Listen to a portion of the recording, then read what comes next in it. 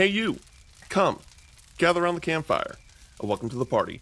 This is Party Chat, a JRPG podcast. We talk about everything that we love in the world of JRPGs and other Eastern titles. I am one of your hosts, Cameron Hawkins, and with me, as always, is my party partner, Kevin Kenson. Kevin, how you doing this week? I'm doing pretty good this week, to be honest. Today was kind of my rest and catch up from SGF and then other work and just kind of a lot of things back to back. So it was nice to kind of have a little breather. I have more stuff I absolutely need to do starting tomorrow, but I just was like, I think I need the reset.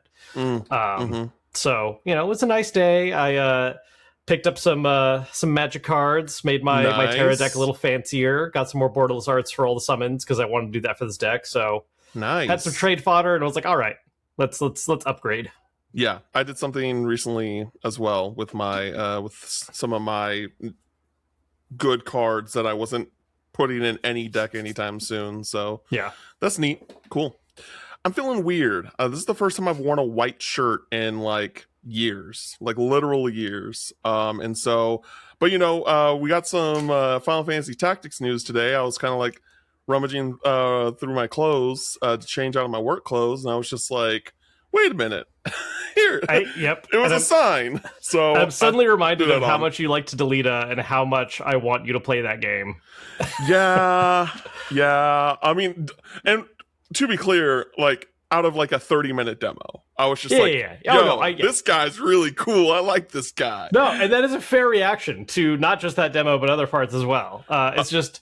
He's just one of those characters, man. The arc is the arc, is all I'm gonna say.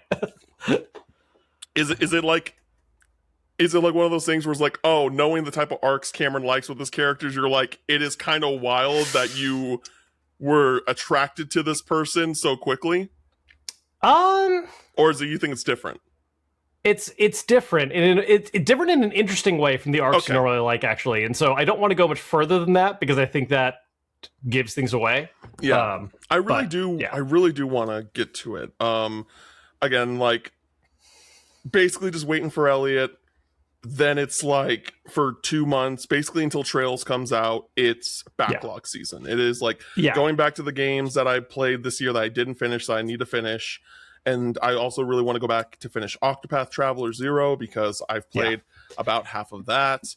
And then I want to get into Tactics. Oh, but I also need to play Tokyo Xanadu. That's a big key thing I want to do as well. Yeah.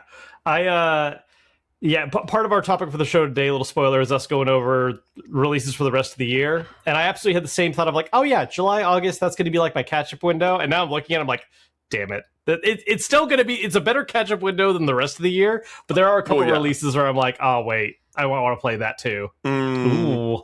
Okay. We'll see what happens. Yeah. But yeah, pretty, one major news thing happening this week for sure, just across the industry. But in general, a relatively short news week. I don't think this episode will be super long this week, but we'll see what happens. Anything's possible on this podcast. Yep, anything is possible on this podcast. But before we get into the news, we're going to get into some housekeeping. If you've been enjoying the show, please go to your podcast service of choice. Give us a 5-star review. We really appreciate it. You can also go to youtube.com/@PartyChatJRPGPod. Hit the subscribe button over there. We really appreciate that as well. We have a Discord that you can join for free in the description of the episode. We've seen a decent influx of people join over the past week, which is awesome to see. We also have a Patreon and a YouTube membership for $5. You get this weekly episode and all future weekly episodes a day early, as well as access to our Campfire Catalog podcast, as well as a bonus episode every month, which one of the ones that we're planning is going to be really cool. Especially if you like SpongeBob, because if you don't know, a small tangent, if you haven't listened to the podcast for a long time, Kevin has notoriously not watched the first 3 seasons of SpongeBob proper. He's seen some episodes, he's seen some things here and there. Couldn't tell you what numbers. But yeah, he has not watched the peak, the generational run that is the first 3 seasons of SpongeBob. And so he is going to watch it all, and we're going to just I don't know. We might do a tier list. We might like just talk about it. We'll talk about kind of our favorite episodes and things like that, and go from there. You're also going to need to watch the SpongeBob SquarePants movie. Just the first one. The other ones, I did technically watch that in the background because Christine put it on one time. I don't remember much. David Hasselhoff shows up. That's about it. Yeah, you're gonna have to watch it again. But yeah, so that's gonna be a super fun bonus episode that we're planning to record next month. But yeah, so wanted to bring that up. Lastly, go to youtube.com/Kevin Kenson, hit the subscribe button over there. And now we're going to get into the news for this week. Everything is bad. Yeah. Everything is bad in the world of Xbox. As the historically bigger Xbox fan of the two of us, how are you doing, buddy? How you feeling? Because I know there's been a lot that has tested your feelings for the brand the last couple years, and yeah. Oh boy, is this another fun set of announcements. Yeah. Well, let's say what the news is first, for those that may not know. For those that don't know, there have been reports by Bloomberg, aka Jason Schreier, that Compulsion, Double Fine, and Ninja Theory are all at threat of closure due to the changes that are being made at Xbox under the new leadership of Asha. I don't remember her last name. I believe it's Shar. What is it? Sharma. Asha Sharma? Yep. Asha Sharma. And basically, we're now hearing murmurs as of recording that all of these companies are fighting to like gain their freedom, a la kind of like Toys for Bob in the past. Yeah. And hopefully that happens because these are three very talented studios. Double Fine is a legendary studio, absolutely, like with a bullet, legendary studio. Tim Schafer, one of the greatest video game creators of our time. And the idea of that studio going under or like just being shut down just seems like such an asinine potential reality. I can't even like fathom it. Yeah. And on top of that, like, again, Compulsion Games, granted, a relatively new studio in the grand scheme of things. They haven't made too many games, but South of Midnight, easily one of the most creative games from with that level of budget in the past 10 years.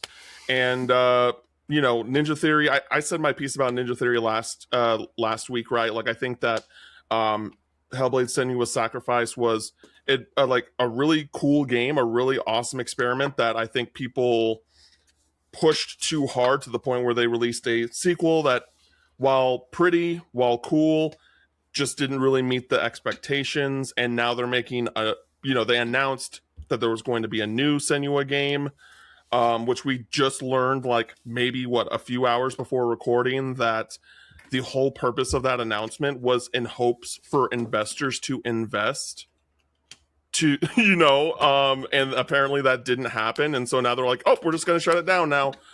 Some really crazy, disgusting business practices are happening. And it is clear that Xbox is going down a really bleak path, similar, to a certain extent, I would argue PlayStation has gone down the past few years, where they're trying to make only games that will attract general audiences. Like, they're not open to creating games that are going to have a bit more of a niche audience or a specific experience in mind, because that doesn't make money. Yeah, that and also doubling down on, these games being large investments, right? There is less focus on smaller titles that may not see as big of a return, but also, the return makes sense for the money that went in. And instead, we're getting just reinvest, put all the money into the biggest AAA stuff you can. And it's just cool. Cool. We'll see, if all those games actually pan out that way or not. PlayStation's been having their own trouble with it, and because like PlayStation historically also they've been closing down studios. I think Xbox has a habit of the way they go about it and the timing of it makes it seem so much worse. These three studios all announced side by side right after Summer Game Fest. It's just like you just showed off a new game from one of these studios. It's hard not to think back to Tango Gameworks, 2 years prior, where people absolutely loved Hi-Fi Rush, and it got all this like praise, and it wasn't necessarily like a big hit, but it felt like it made some of the biggest waves that Xbox had had as a brand in a long time. Yeah. And then they tried to shutter it, and it ended up getting acquired. They're with Krafton now, and we're kind of waiting to see how that all works out in the long run. And to add on to that, that was a game that was announced and shadow dropped that day. Right? It wasn't like a game that we knew was happening. Sure. It was just like, hey, here's this new game, and it's out now. Yeah. And it got huge buzz. It was like arguably Xbox's biggest game that year, from at least a word of mouth buzz standpoint. Yeah. From a Discord standpoint. But now it's just like they're deciding, hey, if it ain't Call of Duty or Halo or Gears of War or Forza, it's not important to us. Well, and we don't know how entirely true that is for like the entire thing, but they're absolutely focusing on trying to hit a bit of a reset button here, right? They're trimming down studios. They're probably going to realign some of the resources and focus for other studios. Certainly, sad for all the studios that have already been announced. There's other studios that I'm kind of now also having the question mark of like, all right, is this a countdown timer now for like other folks? What does this mean for like the direction for other studios? Because like a big one for me, probably my favorite dev that is underneath Xbox currently is Obsidian. Of course. And I agree. I think Obsidian is overall fairly safe because of Grounded. But I don't really care about Grounded. And so there's a part of me that's like, hey, are we like, where is investment going on? And there has been rumors of like, oh, they're going to work on an Avowed 2 and like other stuff that's going to be happening. But obviously we are in the middle of kind of a flux point. And I'm just curious what that means for, not just which studios are going to stay alive, but also like where those studios' efforts and budget going to be dedicated moving forward. Because, we don't know for a fact it's going to be all just, big AAA reinvestment, but like, it certainly feels that way right now. And with the studios that are left, it's like, oh, well, obviously you're holding on to this team, and this team because you're focusing, of course, on we're going to get another Call of Duty out. You've already invested so much in the Forza franchise, and now them, moving on to other stuff like making Fable with Playground. It's a weird, bad time, all in all. And to add on to that, with PlayStation, right? Bluepoint, which was to me a tentpole studio for them, even if they were just doing remakes, that they shut down. And then we later learned that they announced that Santa Monica's like, oh, we're doing a God of War trilogy remake. Why don't you give that to them so that they can keep doing work, and then you guys continue doing the new stuff that you guys want to do? Because surely this is a studio similar to Naughty Dog that probably gets to that certain point in development where it's like, all right, guys, get ready for 70 to 80 hour weeks. Like, you know what I mean? And I just think that there's just been some really disturbing choices from a business standpoint when it comes to these things. And I think that like Bluepoint, and I dude, I really hope that like at the Game Awards or something we get like an announcement like, oh, Bluepoint is like is back, like they got their freedom, and they're remaking this game, right? Or this game or that game or the other. Because it's just like there are these just super talented studios that are getting cut, getting shut down. Yeah. Purely based on money. Yeah. And it begs the question. I saw a post somewhere, I don't remember where, so I apologize. But this is not an original idea. But like, we're at a point now, and like, I mean, I would argue we're past the point, but this is just like a real eye opener in a way where it's just like, so many of these people, maybe not like the creative heads like a Tim Schafer or what have you, but like many of these like teams are probably going to start leaving the industry and putting their talents elsewhere because 100%. they're just not giving, these companies just are not treating them the way that they should be treated. Right, and at the end of the day, you need a paycheck. You need to actually have a profession that's not going to be this volatile. And it's rough. Another thing that's been going around a lot lately in reaction to all this happening is a quote from a recent interview with Hamaguchi. Because one of the things that came up with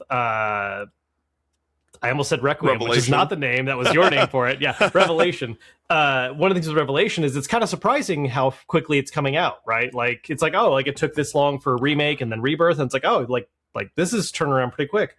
And one of the things that Hamaguchi talked about in relation to like how they've been able to sustain that is the fact that they've really been focusing more and more on maintaining teams. And it's not just a matter of like, hey, we got to get a team together to make this one specific game and then disperse after. It's like, no, like we have, these creative units that have consistent staff who have worked together and have learned to work together and are able to now, that increases their ability to work together well, cohesively and efficiently and bring something out. And that just does not happen so much in a lot of other companies because of the fact that we see this focus where it's like, throw all the resources at getting this one thing out, and then we're just going to like let go half the people once it's done. This is something that came up recently on the server because I was talking about 2XKO really quickly.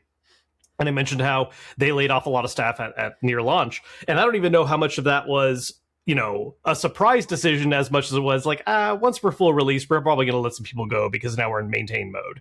Because the same thing happened with Marvel Rivals, right? All these live service games are doing this thing where it's like you invest a ton in the initial launch and then it's like, cool, let half the people go, like once we're in maintain mode. And that just, it feels like it's constantly hamstringing teams in the long run because you're doing these short-sighted moves for profit and to keep the numbers looking good on a spreadsheet. But what does that actually mean for the kind of like, teamwork and health of different dev studios like over time? I think you make a great point. When it comes to 2XKO, I believe they were clear that it was just this game was not performing to the level that they were expecting. Yes, they also said that like 2 weeks into launch of 1.0. And the writing had been on the wall for a while with early access. I mean, that is true. That is fair. But also, like, I think that was like the first game that Riot had that experience, and that game was in development for a very long time. Yeah. And so the idea of them doing that isn't super surprising, just considering the nature of how these companies have been reacting to things. Right. It was surprising because it was Riot, right? Yeah. Like, because Riot just has had so much ongoing success with their games, but based off of, again, the behaviors of different companies, just like, oh, yep, that sucks. I hate that that's happening because they just invested so much time into that game, and they're like, nope, this isn't working, and then they basically like, that's like the vibe I personally got from it. And, for sure. Your perspective is totally valid too. But another thing to mention is that there are also rumors that Arcane is a part of these discussions as well. Yep. We had Redfall last, which very much bombed, did not meet expectations. Yeah. Well, that was Arcane Austin, and they've already been shuttered. Right. Yes. And then we're talking about Arcane Lyon in France. And they're currently working on the Blade game, which I'm super excited for. But the thing is, like, they announced that in 2023 at the Game Awards. We haven't heard anything for almost 3 years. Like, that's starting to be like, okay, show us something, give us something, like give us a taste. Right. And now it kind of begs the question, like, are they really going to shut down Arcane when they also had Deathloop as their previous game, and that was a you know, that game got multiple 10s. It was a Game of the Year contender at the Game Awards. Like, and ultimately, I think retroactively, people are lower on that game than what the initial reception was. But I still think that, like, you know, that doesn't delegitimize the reception that game had when it first released. And so I think that would be a very, very crazy thing to do as well. I feel like they're a bit more safe because they have that relationship to Bethesda. But I'm not, and also like Marvel is a huge IP to like be like, okay, like I would not be surprised if like for some reason Marvel Blade does not perform well. Sure. And then they shut them down just based off of the behaviors. But yeah. There's a couple Marvel projects we've heard about that have been struggling, right? Wasn't there also a Black Panther game that is now like not happening? Yeah, that's straight up canceled. Yeah, that's not happening.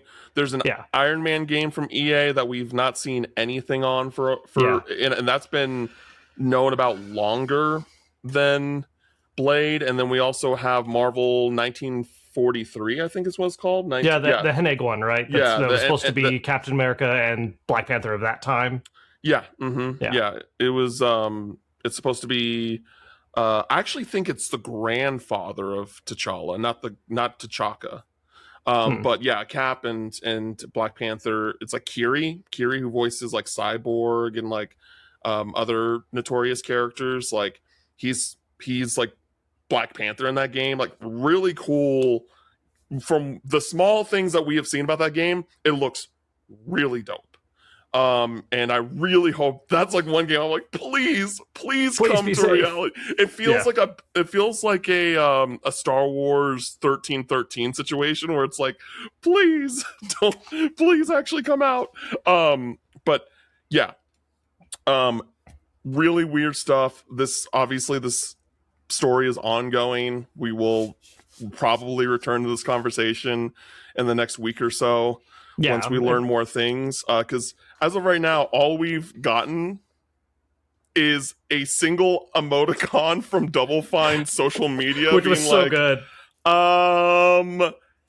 This, I don't know what's going on. It was the smiley, sweaty one of just like, ha ha ha, yeah, hey. Yeah, the nervous kind People of are talking about us right now, about that. Yeah, which again, like, and that's the thing too. Like, it feels like all of this is happening. It's just a matter of when does the shoe drop and what is the actual finality, right? Like, are the studios shuttered? Are they acquired? Or do they like find a way to be able to operate freely, moving past? Yeah, because I don't know if they... I mean, I'm sure in any... Like, it's always possible that they can buy themselves out, right? Sure. But how feasible is that with... How feasible is that? Or... Because I think, like, regardless of what happens, if Double Fine... I'm just going to speak on Double Fine because I think that would be the craziest thing, you know? If Double Fine were to hypothetically get shuttered... Yeah. There is going to be a new Double Fine, right? There's, like, Tim Schafer's going to create a new studio with the same staff. Like, they're just going to happen to, unfortunately, have a new name. And whatever that may be, and that totally sucks. Triple Fine, I don't know. That, and I don't want that to happen. Like that would really suck. But that's what my kind of worst case scenario is for them, and I hope in that scenario that does happen versus nothing, like where it's like, oh nope, done forever. But yeah, very disturbing stuff, to say the least. In some better news, we have the announcement of the Persona 4 Revival voice cast, the English voice cast. We have like the first half of the party, as well as Marie. So the actor voicing the protagonist is Nazi Tarsha. I'm sorry. I'm sorry if I pronounce that name wrong in any way. People might know him as Kafka from Kaiju number 8. Great anime, by the way. Everyone should watch that. Have you watched Kaiju number 8? I have not. I've heard good things, but I've not sat down and watched that one yet. Yeah, it's like obviously it has action elements to it, but I Sure. wouldn't call it a shonen, if that makes sense. Sure. Yeah, I think you'd like it a lot. Yeah, it's the same way that people go into Evangelion being like, "Oh, cool, big robot fight show." That's not what this is. Paul Castro Jr., a friend of mine, is voicing Yosuke. He's known for Rindo from Neo the World Ends with You. He's Billy the Chocobo Kid from the 7 Remake series. And many other things. He's just like seeing him kind of rise up the ranks, for lack of a better term, over the past like 5-6 years has been really cool to see. So, and he also voiced one of the social links in Persona 3 Reload. So, getting to see him in like a main character spot and like the party spot, very cool to see. So, congrats to you, Paul. Chie is being voiced by Anne Yatko. Again, names, so sorry. You may know her voice work as Nobara from Jujutsu Kaisen. And then Yukiko, best girl, is being voiced by Brianna Knickerbocker, who voices Tita in the Sky remakes. She also voices Kanao from Demon Slayer. She's done many things. She's also like been crushing it over the years as well.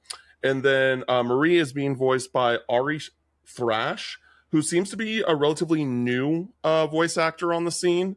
And she is most known from what I know as Yao Guang from Honkai Star Rail. So just wanted to like give some references there in case people were, curious if they wanted to like look up their work, that type of thing. But yeah, awesome voice cast. I always love, again, I know that you don't really care about this stuff, Kevin, but I really like when we get a Persona specific voice cast, because normally it kind of represents the up and coming voice actors. For sure. That's how it kind of was with Persona 5 and at the time Persona 4 and 3, like, oh yeah, definitely, like Troy Baker before Troy Baker was Troy Baker, for Absolutely. example.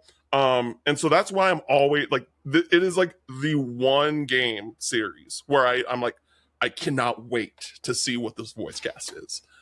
So congrats to everybody on that. Can't wait for this game. I cannot wait. The Switch 2 and Switch systems have a new update. 2.5.0 is now available. For the Switch 2, it has added Dutch and Russian to text-to-speech language and accessibility, as well as change speech to text during game chat and accessibility, as well as just general stability improvements. The Switch, on the other hand, has some more notable stuff. This is just their update 22, where the eShop layout has been redesigned, and it will now reflect the theme color of your system. If it's set to like basic dark, the shop will also be dark. Right. The user verification pin can now be used when accessing the Nintendo eShop, as well as using saved payment methods. They've added the ability to rewind 10 and advance 10 seconds when watching a full screen video in news or the eShop. Right. Trailers, as well. Yeah, trailers, things like that. And then general stability improvements. So, yeah, cool.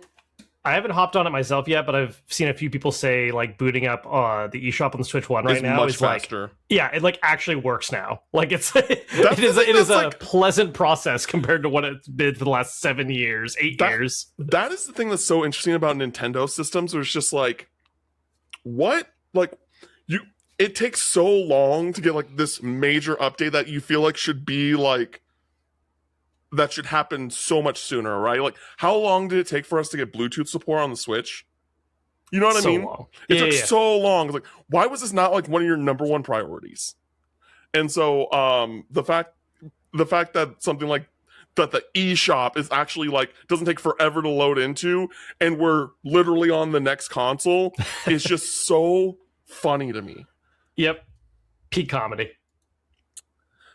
Kevin, Final Fantasy Tactics, the Evil East Chronicles, has a update 1.5 with New Game Plus and more. Did you want to talk about this one, or do you not have the details in front of you right now? I do not have the details directly in front of me. I did read it earlier. New Game Plus definitely seemed like it was the big thing that was being added to this version. I know there was a couple other little things, but like that is certainly a large plus, especially for a game that is so heavily focused on like team building and optimization, and doesn't really give you a great way of re-experiencing past story beats. So like being able to replay it all with bringing stuff forward is great. Well, I'll do the Cliff Notes version of what we got. So the quick stuff, we got some new languages. We got simplified Chinese, traditional Chinese, and Korean as text options. When it comes to the new features, we have the New Game Plus mode, as well as a Zodiac compatibility function being added, where you can check a unit's Zodiac sign and compatibility from its status screen. Is that like a notable quality of life improvement there? Yes. So basically what that is so one of the mechanics that exists in Tactics but was never really that heavily explained outside of people diving into guides is that the Zodiac symbol for your character actually plays as like an elemental weakness type thing. So like certain Zodiac signs against each other, you'll take more damage or deal more damage, that kind of deal. And so like this was all figured, like you could figure it out before, but this is much easier. This is a much more user-friendly way of introducing like, oh hey, by the way, like you do more damage as this sign up against this sign, or who you're good against, who you're bad against. Sweet. Awesome. Some adjustments that they made. When selecting a tile to move to or target with an ability, you may now check the status of a unit under the selection cursor. A remove all equipment button option has been added to the equipment and ability section of the unit's status screen. Job unlock conditions are now displayed more clearly for those currently locked. During battle, the camera angle and zoom settings are now retained for the entirety of that battle. They added a maintain auto proceed setting for cutscenes. A ability incantations guaranteed setting, which ensures that dialogue spoken when using certain abilities is always performed. And then an ability cursor memory setting, which retains the cursor position in the ability section of the battle menu. And that's it. That's everything. The skill shout out one's pretty funny, because if you haven't played Tactics, one of the things that would happen is all abilities would have like skill shout outs, not like saying the name of it. You'd actually have like a whole like phrase that was like, I can't come up with them off the top of my head right now, but it was like very specific, like, flames of my rage, burn up, fire 2, whatever, stuff like that. And it's like, it's completely random when you get those. Like, it feels like they very rarely proc, and it's like, I'm not sure what causes it to do it. And so having the option to just have that all the time probably would it's probably going to slow down combat even more, but some of those lines are also really cool. So that's a neat option. Because I feel like you can go through the game and miss a lot of those dialogue lines. Okay. We got our first delay out of September. Of many, I'm sure. Yeah, of many. That being Valor Mortis. Valor Mortis has delayed to October 13th, so it's no longer releasing on the same day as like 3 other games. Yeah. And of those 3, like, no shade to Valor Mortis, because I am like looking forward to it. It would be getting swept. It was definitely the lowest priority of the 4. As far as like big name type stuff, like, because it was going up against like Control and there was another big one that same day. There's one other one I can't think of right now, but Control was like one of the big ones. Yep. And Onimusha's on the 25th. It's like the day after, yeah. Yeah, but there was something on Silent the 24th. Silent Hill Townfall's the 24th. Silent Hill Townfall, correct, yes. So, like, those 4 games, absolutely not. Get out of there. And I will say again that I played Valor Mortis, and it is really cool. If you like Souls-likes, I highly and again, I'm not a big Souls-like guy. Check this one out. It's really cool. Crimson Moon has a release date for September, and that's really all that. These are quickies at this point. It's coming out in September. We don't have an exact date yet, and I have gone hands-on with this game at SGF. I can now talk about it. and I want to give my thoughts on that as well. So I played that too. I didn't realize that one went up, so I yeah. can share thoughts as well. Yes, I'm very excited to talk to you about that one because I'm very curious about your opinions. The Legend of Heroes, Trails from Zero, and Trails to Azure are coming to PS5 and Switch 2 on September 10th. So for those that don't know about the situation with the original PS4 and Switch versions, is that the Switch version of this game is actually better than the PS4 version because they actually Yeah. like remastered and touched up the visuals and things like that. And PS4 was like a straight port, right? It was PS4 just like, was a this is what it straight looked port. like. Yeah. Yep. This is how it was on a PSP. Great. Yep, basically. Well, it was also, I think it also released on PC.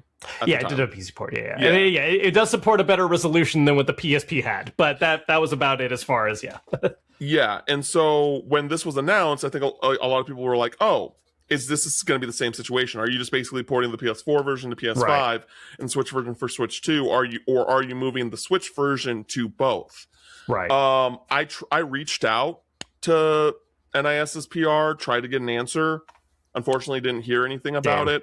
So that's going to be we'll find out, baby. we'll find there's out. a part of me that both hopes and doesn't hope that the PS5 version is the better Switch stuff, because like on the one hand, I already have the Switch versions because I bought them when the reprint happened, and I was like, oh well, I just should grab these while they're available at a decent price. But also, I have that horrifically terrible dinosaur brain that goes, oh, but I'm playing everything else on PlayStation. And so if the PS5 version has those updates, I can now have everything on PlayStation, and I could put them all on a bookshelf side by side, and it would look great. And so, yeah. Do both. Great. Thanks. Thank you for enabling me. Well, because here's the thing. I'm in the same boat as you, but like considering that this is its own arc and none of the stuff like carries over to other arcs, you can either just play it on Switch and be happy that way, or do both. Because and I'm in that same brain space as you. And then correct me if I'm wrong, this re-release, it's like 2 in 1, right? It's like a single game you buy that has both. It's kind of like what they did with Trails of Cold Steel 3 and 4 a few years ago. So that is a thing that is coming out on September 10th. So like kind of before the rush of everything. Still, like the idea of releasing this the same month as the remake of Second Chapter wild is a choice. I don't know if that was the right choice. And to be clear, these games rock. Like Trails to Azure is one of the best JRPGs ever made. Like, forgive me because I also lose track of all the different publishers they've worked with. These are both NISA, right? Like yes, these are both the re-release NISA. And Second Chapter are both NISA. Oh no, Second Chapter is Gung Ho. Oh, there you go. So there's part of why they're in the same month. But it's still like, hey guys, like I'm really excited about this, but this is happening too. But there is going to be a collector's edition for this game. And it includes the game, a collector's box, a Crossbell's collected works, which is basically an art book. A special soundtrack selection, a holographic collector card set of the SSS, an acrylic stand featuring like notable side characters from the arc, 2 iron-on insignias of the Crossbell State logo as well as the SSS logo, and then this is honestly probably the coolest thing: 3 coasters from Michelin Wonderland, which is like the theme park that's that's in Crossbell. Very cool. I like that a lot. That's a fun deep cut. I like deep cuts like that. Yeah, I like deep cuts like that. I honestly don't think a lot of people are going to buy the collector's edition because it's just a re-release. Because I bought the one for Cold Steel 3 and 4 like a couple of years ago. They were still selling that at the NIS booth at PAX East. Like, so I personally wouldn't be too worried if you're like, oh, I don't have the money right now. Like, I need to get this as soon as possible. Like, as someone who is planning on getting this, I'm kind of like, I can wait a little bit, right? I'm not too worried about it. And there's a couple of other things I've been meaning to pick up on the NIS store anyway. And so I kind of want to like get everything at the same time. But yeah, so that's my advice, but I also wanted to just bring that to people's attention. Hunter x Hunter Nen Cross Impact DLC character Xeno is launching on June 10th. Echoes of Aincrad, I think that's how you say it, Sword Art Online demo launches on June 15th for PC and then June 16th for PS5 and Xbox Series consoles. Yep, I'm definitely so going it's to check up. this out. I'm very curious about this. I know it's in the world of Sword Art, but it feels like it's like, hey, this is a game that just happens to be in the Sword Art universe. Yeah. And so I'm curious about this one. It's very funny because the only reactions I've seen so far are from two people I follow, and one was very into it, and one was like immediately, "Oh, this is not looking good." So already, different ends. I'm gonna check it out for myself as well because I am curious. Even though I definitely have my opinions about Sword Art. As do we all. Digimon Story Time Stranger has a demo for Switch 2 and Switch available now. Lollipop Chainsaw Repop has passed 400,000 sales, and Crimson Desert has passed 6 million copies sold. And that is the news for this week. Yeah, I wish we could talk about, because one thing that is like also news, but it's going to be immediately irrelevant by the time this podcast is live. We're going to get the trailer for the first season 4 DLC character for Street Fighter 6, Yasmin. And so it's just like, we know it's coming, but by the time this is live, the trailer will be out, and we don't have opinions on it because we haven't seen it yet. So I'll post something about it probably. She looks cool. She does look cool. Yeah, so that's what I'll say about that. Yeah. Now we're going to get into what we've been playing for this week. Yeah, we played some games at SGF that we can talk about now. That's what this is going to be. I'm going to talk about a game that just because I'm the only one that got to play it, so I want to get this one over with first. I played a game called Erosion. This was an ID at Xbox title that I got to play. I believe when it does release, it's going to release on Xbox Game Pass day one. Obviously, we are not very happy with what's going on in the world of Xbox right now, but if you happen to be a Game Pass holder, you know that is the thing. Doesn't have a release date yet, but there is a playtest that you can join or request to join on Steam.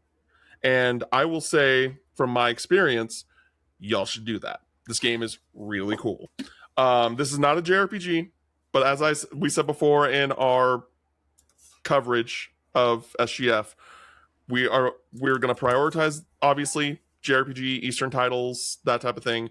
But we're going to talk about everything we played because we had the opportunity to, and we're not going to pass that up. So Erosion is a roguelike open world game where it's very Western themed, where you have like pistols and like there are obviously different guns too, and the whole mission of the game is to save your daughter.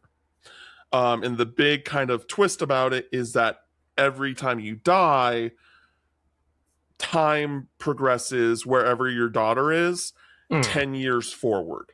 So she gets older. Yeah. And so it sounds like that this is a game that encourages you to play numerous runs, like numerous like playthroughs to try and like save your daughter when at the age that she was taken. And yeah, it's open world. So like so in my demo, I started in a dungeon and I was like, it was pretty clear from the start, like, oh, this is a roguelike. Like you could tell. But then I realized because I died, I was like, okay, so now that you've died, go outside. And I'm like, oh, go outside. And then I go outside and it's like, oh, it's just like a open world type deal. And the thing is that like you will do certain quests for people, right? But then if you die and time progresses, the like a town has changed. So like one of the quests that I did was like there was like this kind of bar owner that basically said like, hey, there's like a cult of people over here can you wipe them out for me because they're causing a problem in the town? And then I'm like, but then the cult's also like, oh, can you do this thing for us? And then you basically just have to make a decision. And it's not like you choose right then and there. It's just like, hey, whenever you're ready to decide, do the action, if that makes sense. And so obviously it's a cult. I'm like, I'm gonna take out the cult. But then when I died, I went back to the town, and the owner basically enslaved the entire town. Good job, Cam. And I was like, well, because I had a feeling, it was like, it can't be this easy. You know what I mean?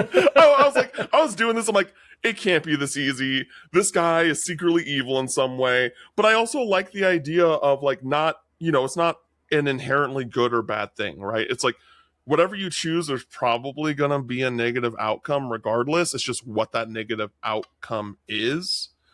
And yeah, it has a really cool art style. It's very like, it's not like Minecraft, but it's very blocky. But it's really cool art, really cool detail. And I really enjoyed my time with it. Again, like it was a pretty quick demo. So I don't have I can't really speak a whole lot on the gameplay at this point. But it felt very like kind of run and gun type gameplay. I was able to use a shotgun. I was able to use a revolver. It was fun. It was definitely like because there's so many roguelikes nowadays, and there's only so few that really grab my attention. Mm-hmm. And this is one where I was like, similar to Blood Dungeon in different ways, where it's just like, man, this is really cool. I really want to like play this game when it comes out, see it through, and see what the entire experience is like. So yeah, like right before this pod, I was like, oh, because I wanted to make sure I had all the details. I saw that they had the playtest available. I'm like, cool, I'm gonna request to join this and go back to it. So if I do get in, which I feel like everyone does, right? Like, have you ever requested access to a playtest and not got in? No, but I haven't done that many requests. That's fair. I feel like that feature isn't used that often on Steam, to be honest. I feel like usually you just drop a demo if you're going to do that. Normally, I feel like or early access. When I see that happen, I see it happen in like a online multiplayer game. Because right. I know that the testing server limits and such too. Like, what was that really cool Valorant like game that from SGF a few years ago? Oh, it used like cards. It was really there was cool. one you were super into, and I totally it was the one I was name. super into. Yeah, what was I forgot the name of it? Yeah, what happened to that? Is that still coming out? It's out. It's been out, dude. Oh no. Yeah, it's been out. But that had a play test at some point, and like that was a really cool multiplayer shooter. But anyway, that had a play test, and so yeah. In short, I really want to play it, and I'll probably give more thoughts later on once that comes along. Kevin, you and I have got to play a couple of games together. Well, not together, but we both played them. We both played them. We played Crimson Moon, and we also played Nekome Nazi Hunter. Which one do you want to talk about first? I'm deciding if I want the vibes to go up or downhill. Let's start with Crimson Moon. Okay. Give me your thoughts on Crimson Moon. Give us the pitch and give us your thoughts. Yeah, so Crimson Moon, the very simple way of putting this is that, this is speaking of a lot of roguelites in the market, it's a roguelite that is going for kind of a Souls-like style experience. It's trying to do Souls-like style combat in this basically giant Dracula Tower style deal that's always shifting and changing, and you're going to make your way through it. One of the things that is interesting is that because this is taking a roguelite aspect to it, it is leaning into things like randomized gear on each run. So you're definitely experimenting with and changing your equipment a lot more often, because it's just like, at least in the demo we played, every single enemy dropped a piece of gear, like consistently, guaranteed. And a lot of times it wasn't better than what I already had, but there were a few times where it's like, oh, sweet, actually, like a better rarity, like cool thing. I'm going to swap to that. It. This is one of those weird things where it's kind of an awkward sell to me personally, just because, you know, we've talked about this before when it comes to the Souls-like genre, subgenre, whatever you want to call it. The combat is not the thing that is fun to me necessarily.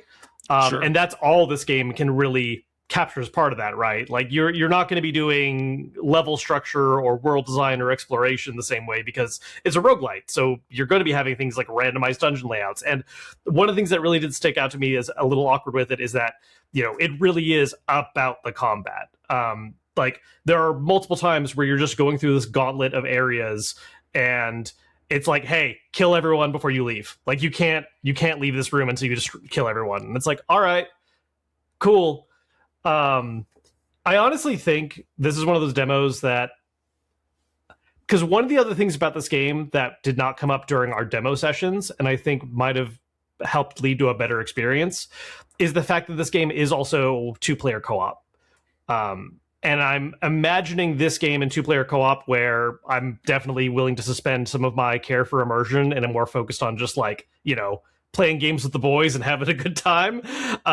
I could see the 2-player co-op version of this actually being like a pretty solid, fun experience. Yeah, I would love to do that. Like, you know, when the game comes out, I'd love to like hop in and do, especially because, you know, I'm not a super big Souls-like guy and you are, but like, again, you are for very specific reasons. Yeah, different ones than the raw combat. And like the combat in this is fine. Yeah, but I love co-op. Like, I love co-op multiplayer. So I think we kind of have like the right parts here. Yeah, the right parts here where we might actually have some fun. Yeah. How'd you feel about it? Yeah, so this was honestly one of the few games I walked away with a bit of a bad taste in my mouth. Like, I think, because I don't know about you, but we got like a whole pitch about the game from one of the, I don't know if it was the director or one of the lead devs, and I had no idea it was a roguelike. Yeah. Until I died proper.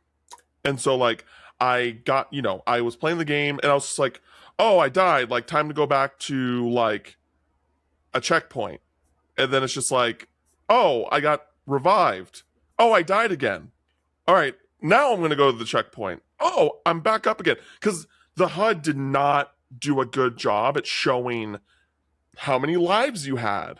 Yeah. And how many times you can get revived. I had to ask, like, near the end of the demo, I was like, hey, like, I noticed I came back to life. Is that, like, a thing for this demo, or is that a core part of the game? Like, oh, yeah, you have 3 lives. They're in the bottom corner here. And I was like, oh, yeah, that didn't. You need to make that a lot more clear, homie.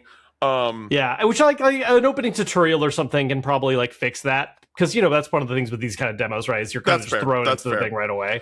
I will say what is interesting, because I pulled up the Steam page for it, just to be like, you know, refresh my memory in case there's anything I was forgetting.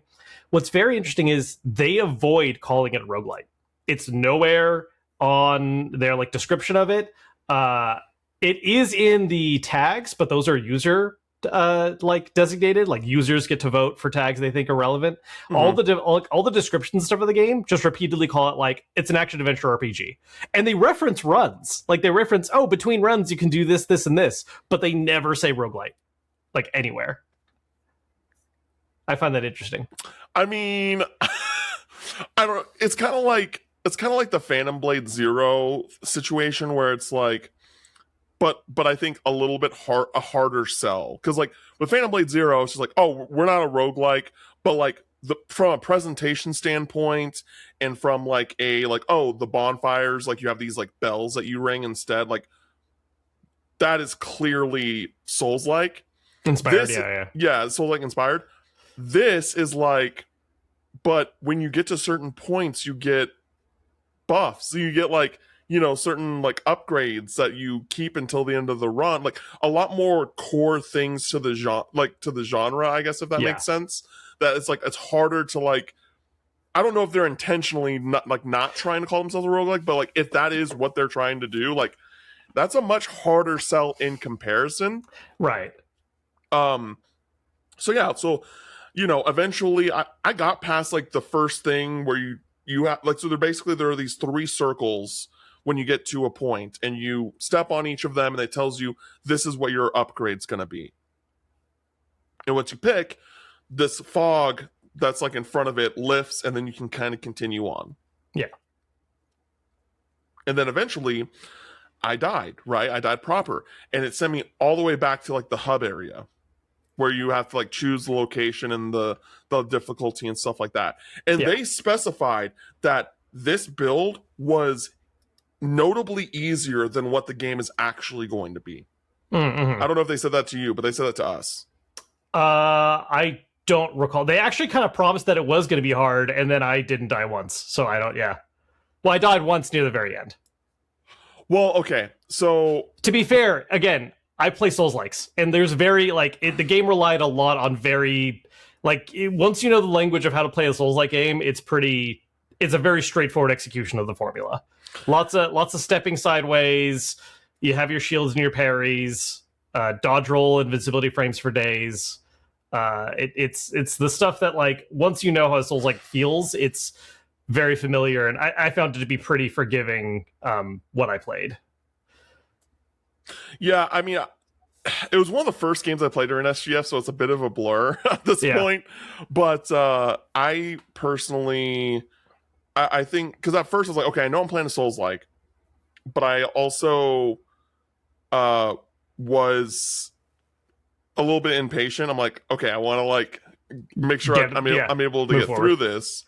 And so I died and I got sent back to the beginning, and I'm just like, ooh, like when that happened, immediate like bad taste in my mouth, like, oof, like what are we doing here?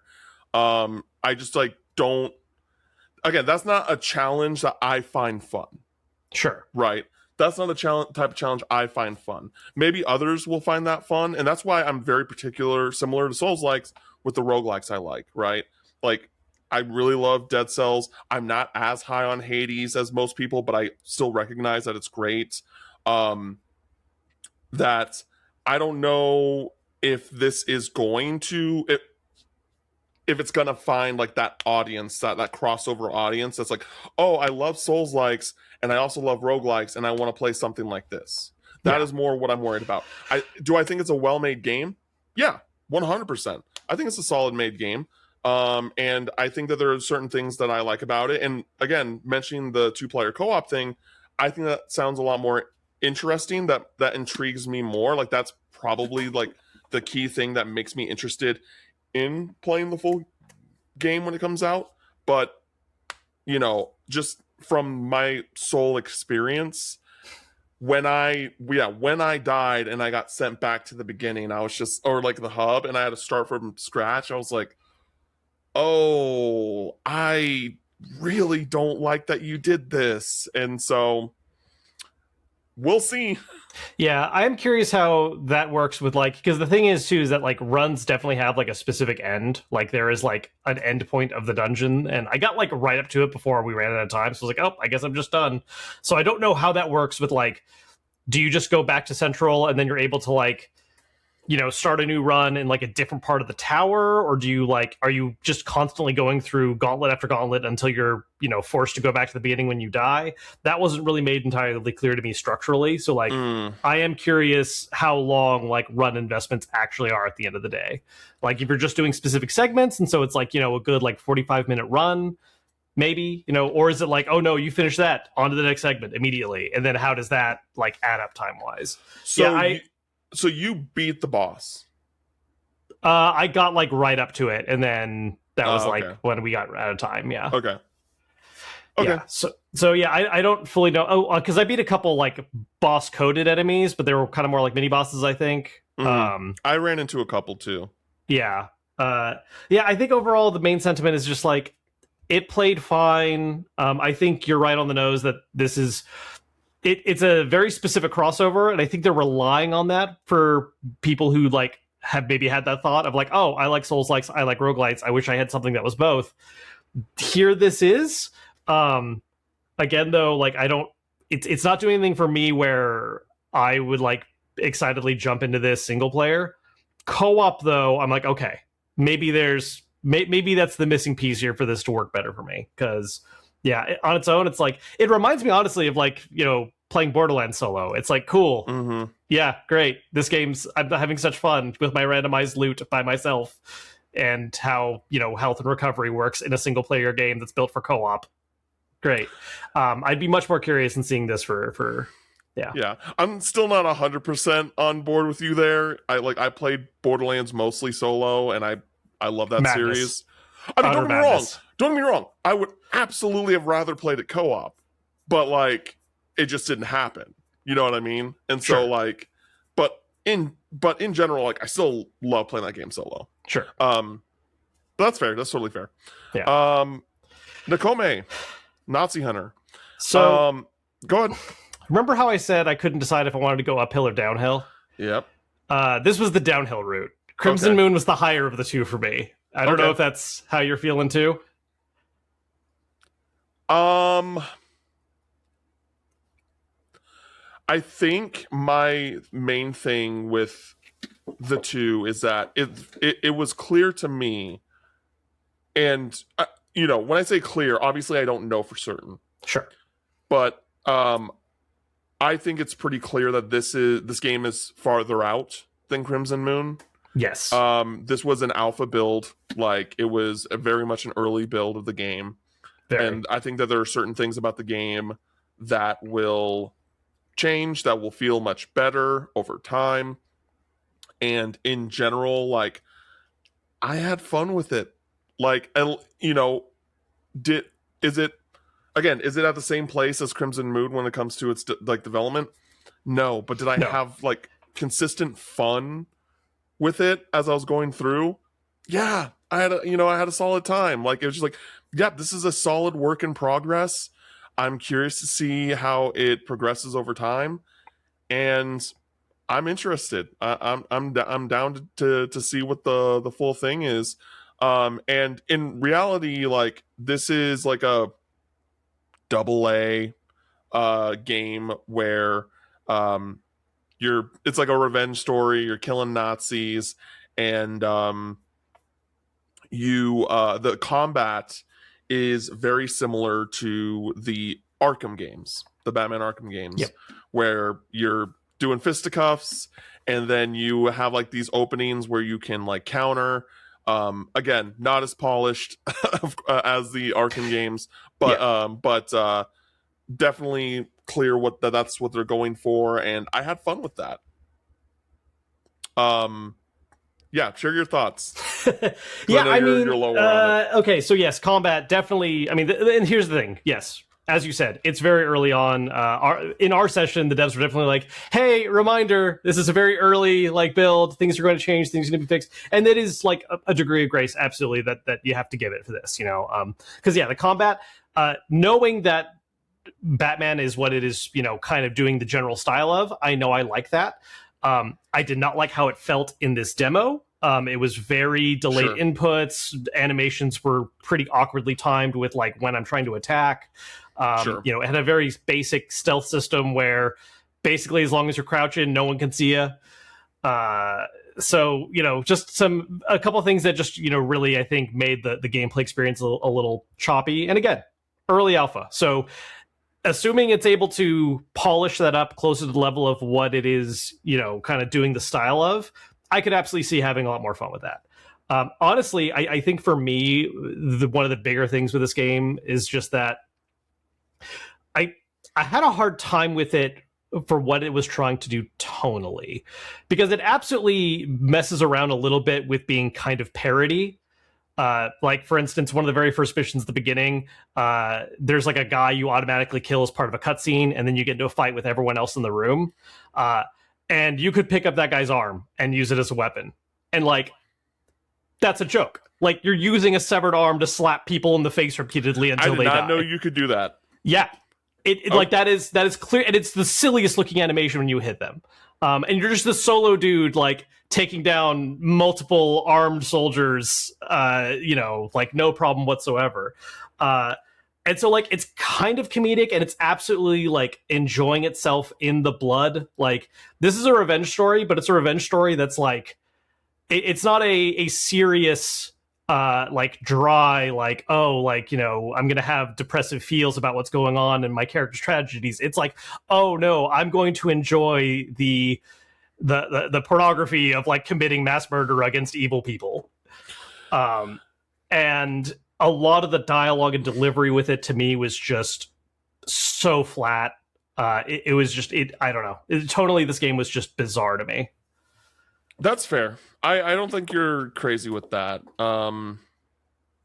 I think, but I'm also like thinking about it. It's just like, yeah, they probably just want to tell a story, but they also like want to tell it in a light way, like not in a like a Wolfenstein kind of way. Well, I mean, Wolfenstein's also kind of comedic with like the stuff you can pull off, but yeah, it's comedic in a different way. But no, I totally get that. I think those are all totally valid criticisms. I still have the general because in all reality, we didn't really get a whole lot of story anyway. So when it comes to the writing, it's just like you're not wrong, but also like, what did we really get out of that? In a real, how much of that did we really see? And I'm coming out of it purely from a dialogue way. I'm not talking about like story structure or what they're building there. I'm just going from the words coming out of characters' mouths. Was just a lot. That's or not much actually. That's totally fair. But again, it's very early in progress, and I'm interested in seeing how that development goes and what that end product looks like. Now we're gonna get into the topic of the show. So we're gonna take a look at the rest of 2026 and maybe a little bit of the early of 2027 that we already know about, and just kind of discuss about things and stuff and see where the conversation goes. I've put together a list of this is everything coming out the rest of this year that has actual release dates, at least the ones that are announced so far. Pretty good chance a few of these are going to change, like Valor Mortis already pushed back a little bit. There's a couple of these where it's like, how many games are coming out on the same day? And we're focusing on, RPGs, Eastern devs, or at least games that are like close enough in terms of their inspirations that like make sense. There's a couple like re-releases and stuff in here I don't want to spend too much time on, like cool, Metaphor's making its way to Switch 2, the Xenoblade games are getting Switch 2 updates, cool, but there's a lot of new stuff we got to get through too. One of the things I do want to mention really quick, in case it's not on the list. Sure. Because it's something that I talked to my buddy James, who writes for RPG site at SGF about, and he's really the only one that kind of brought it to perspective that I was like, oh, you're totally right about this. Kyoto Xanadu. That is supposed to come out, I think, this month, if not next month. Yep. And we still don't know who the English publisher of that game is. We don't know anything about the English release of that game outside of it's supposed to come out the same day in Japan, like as Japan, because when it was revealed at not this direct but the last direct, we got a release date. Yeah. Like we hadn't released it, but it was like told like, oh, this summer. Yeah, and that was on the US direct. And now we have a release date, but we still don't know who's publishing it. We don't know anything about that game outside of like what's been released on the Japan side. Do we know for a fact it's coming out day and date with Japan? Because all I was able to find was that Japan's getting it July 16th and no other information. I haven't seen anything about a US release date. Well, it says this summer. It said this summer in the US direct. So like, I mean, sure, it could release in August and September, but like at this point, we would have known that by now. It's definitely a bizarre situation. I agree. I'm just saying that we don't know its day and date is all I'm saying. Like that's true. We don't know factually that's day and date. That was just a very big assumption. But still, like, what's going on? What's going on? Yeah, I agree. Because that was a moment I had too when I was looking over this list. I got Kyoto Xanadu. I was like, oh, it says Japan's the state. Well, where is it for US? I can't find it for US. Yeah. So is it going to be at Xseed? Is it going to be at NIS? Is it going to be at Gung Ho? We really don't know. And in general, like I feel like NIS has kind of been in a like weird place from a logistics standpoint this year. I don't know. I just feel like the vibes have shifted a bit there, and I'm not really and I don't have like any specific evidence to prove that. It's more just like observing their practices over the past 5 years, and I just feel like that it's just been a little weird this year. And so that's just like something I wanted to like the fact that we got the announcement about the Crossbell games, but we didn't get the collector's edition announcement until like a month and some change later. That is, from what I remember, that is unlike them. And so, yeah, I just like wanted to throw that out there as well. But in general, yeah, Kyoto Xanadu, what's going on with that? We don't know. We know Japan's getting it July 16th. I would be happy if it's not this summer, because I still have Tokyo Xanadu to play, and I would like to have that played and finished before I play Kyoto Xanadu. I know that they're not directly connected, but still. Yeah. You'd rather play forward than backward. I guess. Exactly. Yeah. Absolutely. Anyway, go ahead. Yeah, so starting with the month we're currently in, June, the day this podcast is live for everyone, the 18th, is going to be, of course, Adventures of Elliot. Can't wait. Excited about that one. Yeah, loved the demo. Looking forward to play the full thing. Just want to be clear. Oh, just want to say right now, we did not get a code for Adventures of Elliot, so you don't need to expect a review from us on that one. Okay, I feel like that didn't warrant mentioning because it wasn't happening, but cool. Anyways, I mean, like, just, like, normally we could just be like, yep, cool, but like this time around, like, hey guys, it ain't happening this time around. Yep, not happening this time around. June 24th, Deltarune Chapter 5 is happening. How you feeling?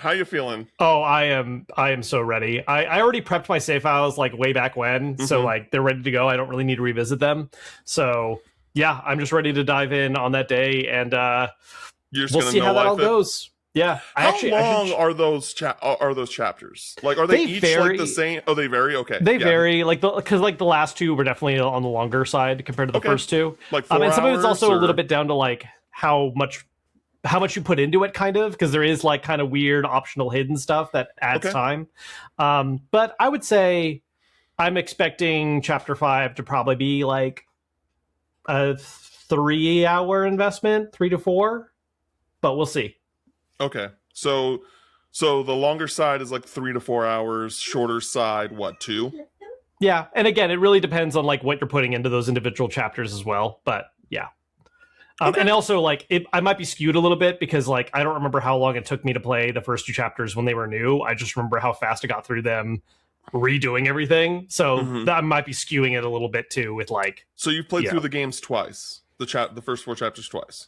I've played through the first 2 chapters like multiple times, and then I've really only done 3 and 4 twice. Yeah, I did one blind, and then I did one like completionist. I did one where I was just going with the flow, doing what I was doing, and then I did one where like, okay, I'm gonna go out of my way to like make sure I do everything, because the rest hidden stuff I definitely missed that people found out later. So now, tinfoil cap.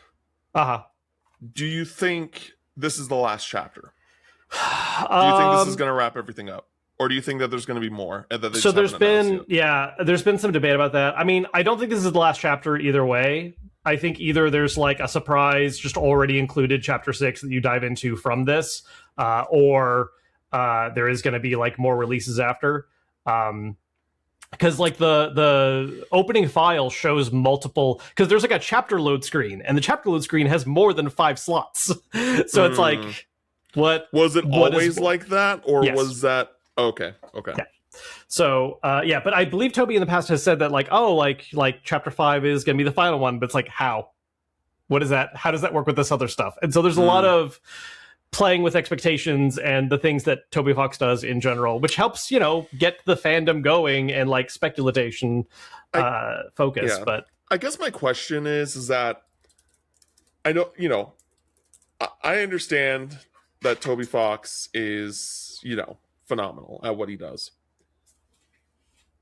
But the idea of like waiting, you already waited a year from Chapter 4 to now, right? Yeah. Approximately. And then you're going to potentially have to do that again. Like, yeah. Also, actually, I did just double check. So Chapter 6 has been openly talked about. I got confused. 6 is the final chapter, but there's 7 slots on the screen. So it's like, what's coming up after that? So yeah, we are going to be waiting for one more. Like 5 is not the end, unless this is a surprise shadow drop of both. But I doubt that. Okay, interesting. Yeah, because I just feel like, even though it's cool that they did it in a chapter way, and I'm sure that it feels like it's structured that way. It feels like, oh, this is chapter basis. She's like, it's been a long time. You know what I mean? Like they've been it's been something that's been worked on for a long time, and it's just like, hey, so like, are we really waiting until 2028 to get 2 more chapters after that? I mean, again, 6 is the only like hard confirmed one, so like it might be that in like a final one or whatever is all launched in 27. Because we only had a year gap between 3 and 4 now into 5.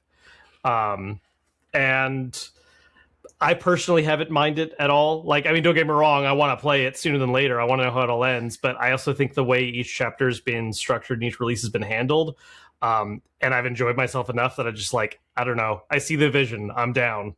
I will play. I am here when ready.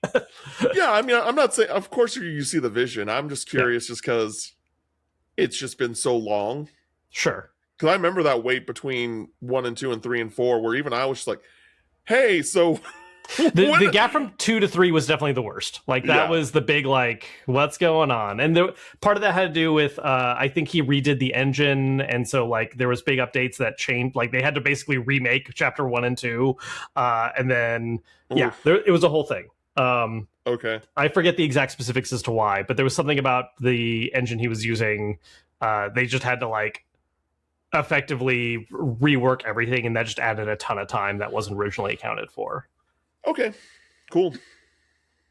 But yeah, hype meters out of 10. Oh hell yeah! It's at a fucking 15, baby. Let's go. Alrighty. Dead or Alive 6 last round. They're re-releasing Dead or Alive 6 with more stuff. June 25th. Hopefully, building up hype for the next Dead or Alive, whenever that is. I think is the goal. Okay. Cool. Star Fox. June 25th. I'm excited. I have my pre-order. Did you play the demo? No. I just don't feel like I need to. It's a pretty short game, and it's like, sure. I did want to play the Elliot demo before Elliot drops, but that's probably not going to happen. I might be able to play it tomorrow night, depending on things and stuff, but it's probably not going to happen. Because like, there's still a chance that we might get a code. But if we don't get a code, I am ready to like just buy it digital on Switch too. Like I got the $100 gift card thing with you're just sitting on Nintendo vouchers or whatever. Yeah, so I'm just like sitting on like $70 something worth of, because I bought some stuff in Pokemon Unite because like Totodile or for alligators in the game now, and I was like, oh, gotta buy that now. So that was something that I was planning on doing for a while. So it's just like, and because it's a Game Geek card, I'm like, not buying it physically. So I'm prepared to buy Elliot digitally on Switch 2 if we don't get a code. Cool.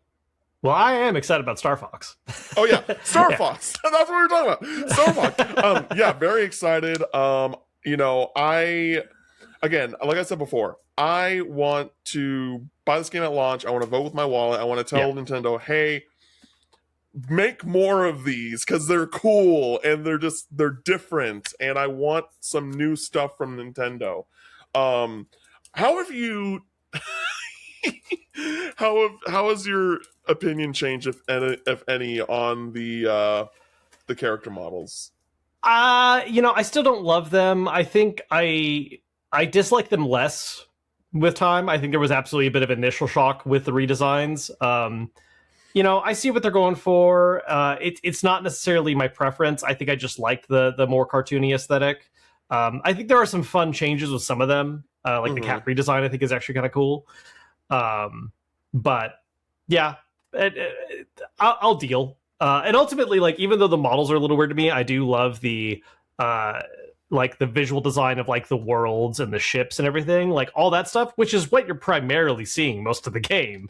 The actual gameplay, at least, looks great. I think it looks fantastic. So, that I'm more pumped for.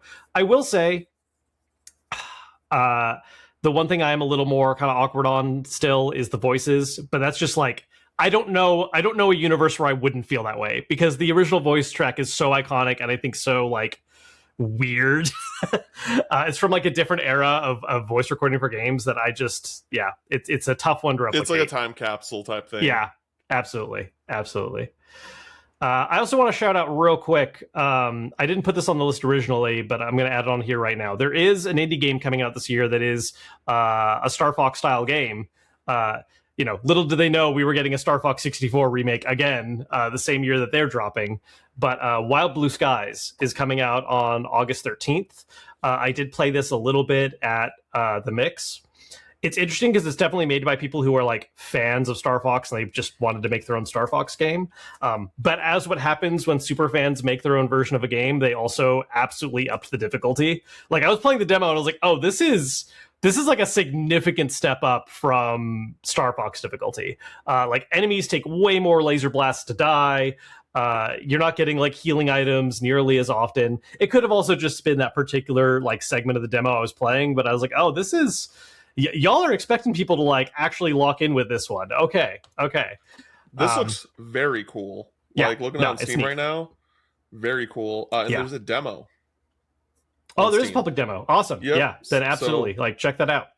I do kind of wish that they changed because if I'm looking at this correctly, the main character looks like a fox. It could be a dog, maybe. I think he's a dog, but it's like okay. We see what you're doing here. Yeah.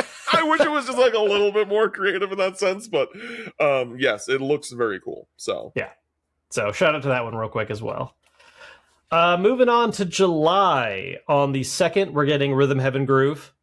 I'm excited for it. Cam, is this a day one for you, or are you going to hold off on that one? It's definitely not a day one, but it is something that I will buy the physical for. It's a series I definitely want to check out, but it's definitely not a day one. Got other I'm probably things I gotta it play. Right away. Yeah, I'm going to go my way to make it happen. I'm excited for it. I think that I think that people should buy it. The sooner, the better, because I think that people have waited for a new Rhythm Heaven for a long time. And this is one of those like, hey, like please show this game support. Like let's keep this train going. Yeah. Yep, exactly. Technically a re-release, but I wanted to shout out Grand Blue Fantasy Relink, the Switch 2 version's dropping on the 9th, and that's also when like new content's dropping for all consoles, I believe, right? Yes. I don't think it's on Xbox Series consoles. I think it's just PC, PlayStation, PC, PS5, and then it's coming to Switch 2. Yeah, Switch 2. That's like the launch date for Switch 2 because they did not have a previous release. Yeah, let me check really quick. But go on to the next thing. Another one I wanted to shout out real quick. Gunvolt. Azure Striker Gunvolt, the side series, Luminous Avenger, they're re-releasing it for Switch 2 with like a 1 and 2 collection. That's on July 9th. If you haven't played these games, they're basically just it's Inti Creates who made like a lot of the later stage Mega Man games. The Zero titles, ZX. Azure Striker Gunvolt was them just continuing to make Mega Man games without the IP. And so these are really fun ones. Similarly, kind of what I was saying to Wild Blue, because it's like super fans of the originals making their own games, they definitely lean a little bit in the harder side. There's a very heavy focus on like trying to perfect your runs and kind of do things quickly. There's like a whole score system with it. But neat games. I've really enjoyed them.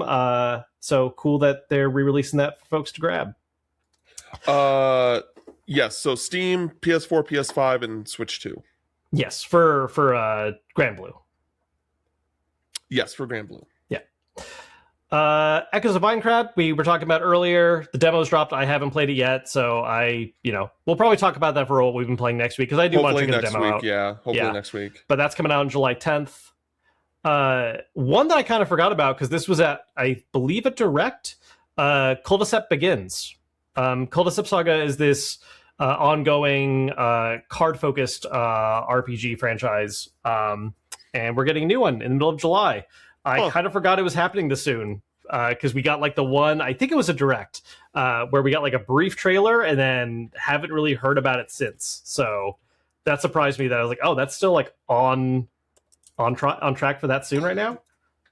Cul-de-sac Begins. Huh, interesting. Yeah, it has like a board game thing to it. Yep. Interesting. Okay. Yeah, it's a franchise that I've never actually played directly, but I've always been like curious about. So this might be it's called Begins.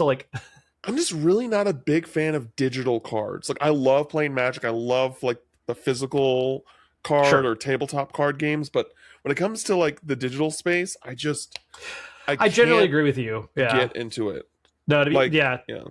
it's never worked for me very well either, other I than think like, some of the close ones like Inscription was pretty close. yeah, Um which that had a whole meta thing with it that was what interested yeah, me. The cards were just kind of like a means to an end. Like, okay, this is what the gameplay loop 100%. is. I was much 100%. more interested in the meta narrative part. Yeah. Yeah, if you haven't played Inscription, not JRPG, not Eastern game, but yeah, so good. It's a cool game. And then yeah, and then like there's like Slay the Spire. Yep. That's the big one for a lot of folks. Yeah. So just not a big digital card guy. Yeah.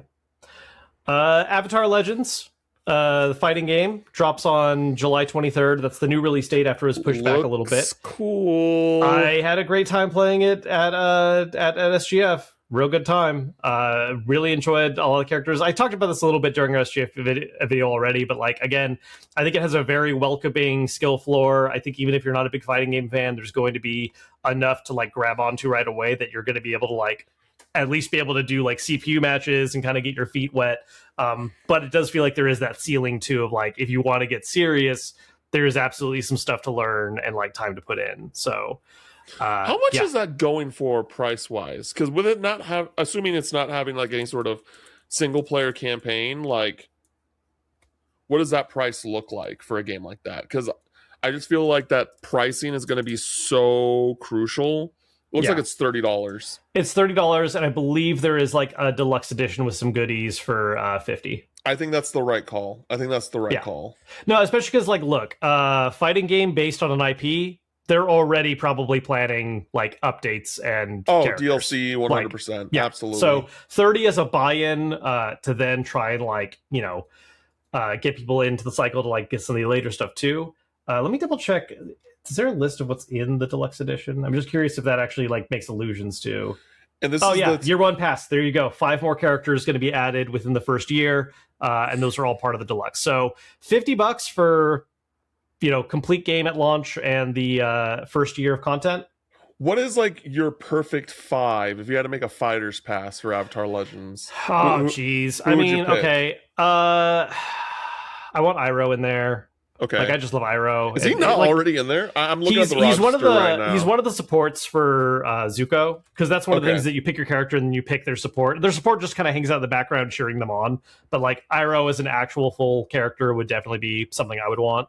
Honestly, I feel like they should try to add a little bit more Legend of Korra stuff, just because right now it's literally just Korra and Zahir, I think, and no one else. Mm-hmm. So even though there are quite a few Earthbenders to pick from, like I think Bolin being added would be neat. I don't really care about Mako. We can leave Mako behind. More non-powered characters though, like Asami, I think would be cool. I think that should be a really neat character. Yes, Asami would be cool. Yeah. If I'm off the dome, sure. Jet. Okay. Because he has weapons, but he's not a bender, right? Yeah, right. Same reasoning as Asami. It's like give us a little variety. Which Sokka's the only non-bender right now. And see, with Asami, she can have the gauntlets, right? The gauntlets she can have something like that. Yeah, she has a shtick still. Yeah. Now there's 2 options here that I think would be really cool: May or Amon, and they actually have abilities that stop their bending. Wouldn't that be sick? That would mess with some balance stuff, but I'd be down. I think that there could be ways where they can adapt, where they can like kind of evolve the kits of these bender if anything, maybe it could like prevent you from using the flow moves, but you still have your regular. Because like for some characters, like literally bending is part of the animations for like the most basic attacks. So it's like you can't necessarily get rid of those, but like like disabling specials temporarily or something, absolutely would be like I think a way to do that. I feel like Iroh and Ozai have to be added. At some point. And it's weird because like they added Kyoshi, but like I would love Suki. Suki would be cool. But no. So Jet and Asami for sure. Like those are absolute locks for me. Yeah. Then probably Amon. I said May, not I actually meant Ty Lee, right? Ty Yes, Lee Ty is Lee. Ty Lee is what I Yes. meant. But May would be cool. May would be cool. I'll pick May. And then I need a fifth one. Probably Iroh, because it's Iroh. Yeah, Iroh's definitely the biggest missing one to me, like, for sure. Yeah. Because, like, some choices make sense. Like, I understand adding Zahir, because it's like, there's no other real heavy airbenders. Like, we get Tenzin in there, right? Like, he's not in the game. But Tenzin's just Aang, No, for sure. Well, You know yeah, what except I mean? he only has one element. Like, Aang, they play with like, being able to use all four. It's like, Sure, right that's now, Zahir's the fair. only, like, pure wind-only character. That's fair. Yeah. Which, by the way, Ozai is in the launch roster. I think you had Okay, mentioned okay. him. Yeah. Ozai's in there for sure. Okay. Yeah.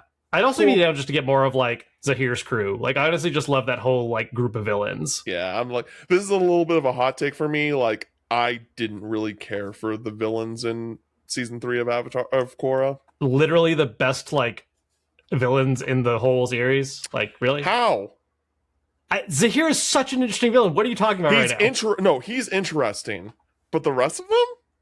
Well, no, they're just meant to be cool looking dudes with like Yeah, that's what I'm saying. skills. No, we're not talking about Zahir's the Zahir. actual villain. Yeah. Yeah, and I still like there's certain things about Zahir that like I think in general, Korra has this whole thing where like Korra as a show has a thing where this is the Korra part of the podcast, everybody, where after the first season when they knew that they were going to add more, they got more seasons to play with. Sure.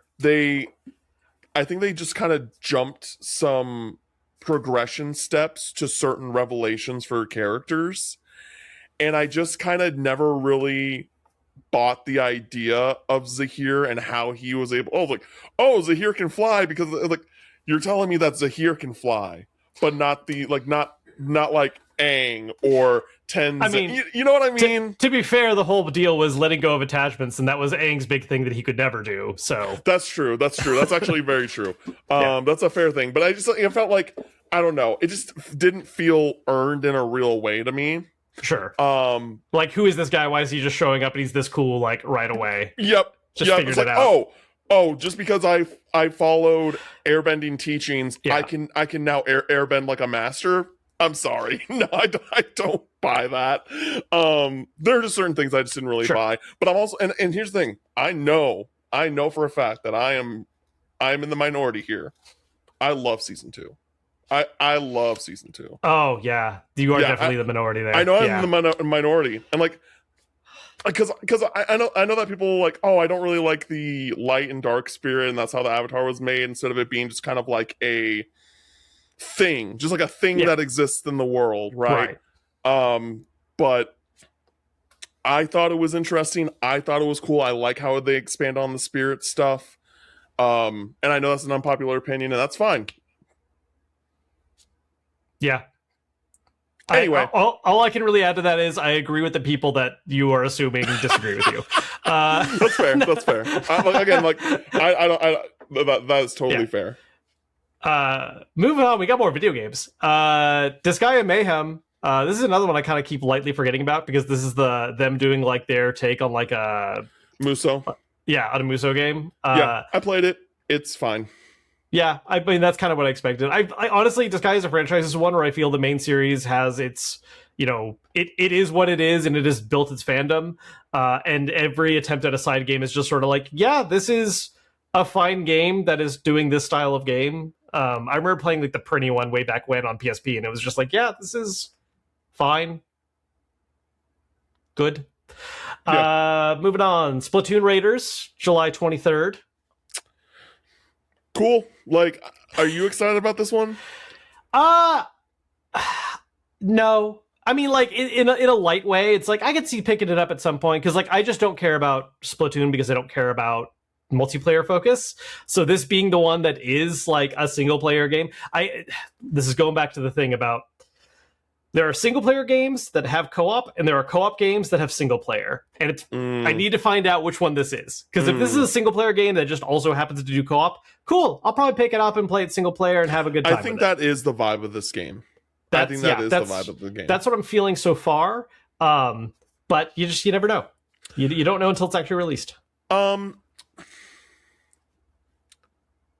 There's so what I was going to say is that I I'm just fascinated by Splatoon as an IP because I know it's like Hmm. super popular in like China and Eastern Yeah, Asian territories, and I think that like huge makes a in lot of Japan. Yeah. yeah, very huge. Um, it's really popular with kids out here, and I Hmm. just like don't fully understand if that makes I just don't fully understand. I don't fully get why.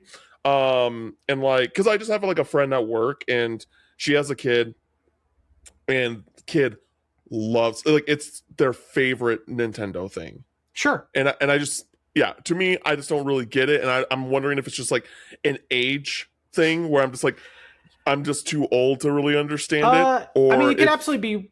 It could absolutely be one of those things where, like, introduced to it at a young age. It's like, look, man, there's games I know I played really young that it was like, oh, I'm in my formative stages, and this just became my personality. Uh, mm-hmm, and so, like, I think that's one of those games where if you did play it younger, it absolutely has that ability to like become foundational that way. yeah, But I also just think in general, like, it's uh, I think it's a game that has a very clear and fairly unique art direction and style to it. It's a for world that sure. feels very consistent within itself, but it's not like Absolutely. just like another ye old fantasy or this is insert sci-fi genre here. Like I think it stands out very much with its own kind of world and art style, and I also think this is maybe a little bit more praising just a raw gameplay side, but it's a genius concept for like a kid friendly shooter. Like the idea of it being like you're just trying to do a paint territory game, and like yes, you can take out other players, but that's not really the focus.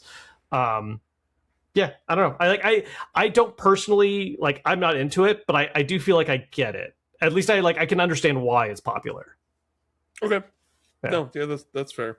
Uh yeah, I was just curious because I just not feeling it. it's one of those things where I played Splatoon 3 with like a bunch of people for like a week, never played it again. You know Sure. what I mean? Like, I want to actually go back and play the campaigns. Hmm. I do want to do that. But everything else, I'm just like, I can understand that there is hey, Nintendo made a shooter that is kid friendly, that is fun because like, oh, pain is fun. Yeah. I get that. I just like it's just a fascinating thing as someone who does really love video games, loves Nintendo, but also it's just like, Just hey, didn't. Yeah. don't I mean, to be fair, this is me with Pikmin. I've never gotten into Pikmin, and I know it's very beloved by some folks. And I'm just like, yeah, I don't know. I tried. It doesn't do anything for my brain. I don't know. which is so interesting to me considering you like tactics games. Well, I yeah, know but that every there's not like I know it's not completely one for one, yeah. but I think that there are similarities enough No, where absolutely. Yeah. I mean, like, yeah. I mean, a large direct comparison for me would probably be like the Overlord games, which I did really enjoy, but that's also because they're very silly in a different way. That'd be a series that'd be cool to see come back. Never gonna happen. Um, yeah, did you ever see those ones, Overlord? I know what you're talking It, about, but no. yeah, it was by this British dev. It's basically, hey, what if you played a Sauron just leading an army of little weird guys, Yep. and the weird guys come in different elemental color flavors and do different things in combat. And yep. Anyways, uh, one last release: Xenoblade Chronicles 2, getting the digital update on July 30th. Physical's coming later on, I believe, Can't October 1st. wait. Cannot wait. Are you upgrading right away, or are you gonna wait for the physical drop on each of those? I'm just gonna wait for the physical to drop. Yeah. I have enough stuff to play in September. Yeah, that's valid. It's valid. I August. actually I was gonna say I actually think I'm gonna just do a series playthrough again. Oh, really? Each of them? I just feel like at least especially for Xenoblade 1, and again I know that people adore that game. This is the best and probably only reason for me to justify playing through it again. For me. Like Sure. again, like I I like it. I liked it. Gameplay is doo doo poo poo or Yeah, combat no, it's the worst specifically. gameplay of the three, like by Yeah, far. like Like from a combat no standpoint, defenses here for that. There's just Yeah. like nothing like engaging about the gameplay in that game for me, for the combat. And again, the last like I spent 8 hours grinding to beat that final boss, and I think that is just unacceptable. I was like, this is really great. This is Yeah. like a solid like 8.59 out of 10, and I was like, oof, like that. This is like a 7.5 to 8 for me now because of just that part. Yeah, the number of folks I've talked to who almost got soft locked in that game because of the boss level jump is so funny. For those that don't know what we're talking about, really quick, Xenoblade Chronicles 1 has the very annoying design decision that if an enemy is so many levels above you, you just can't hurt them, like flat out. There, it does not matter what your stats are. And the final boss has, like, as most JRPG bosses do, has multiple phases. And in one of those phases, his level jumps up considerably. It's like a 5-level jump or something silly like that. And I have talked to multiple people who are playing that game on the standard regular difficulty, and they had to drop it to the casual because of where their save file was locked. They were at right before the final fight. They couldn't leave, and like they couldn't damage the boss in his last phases.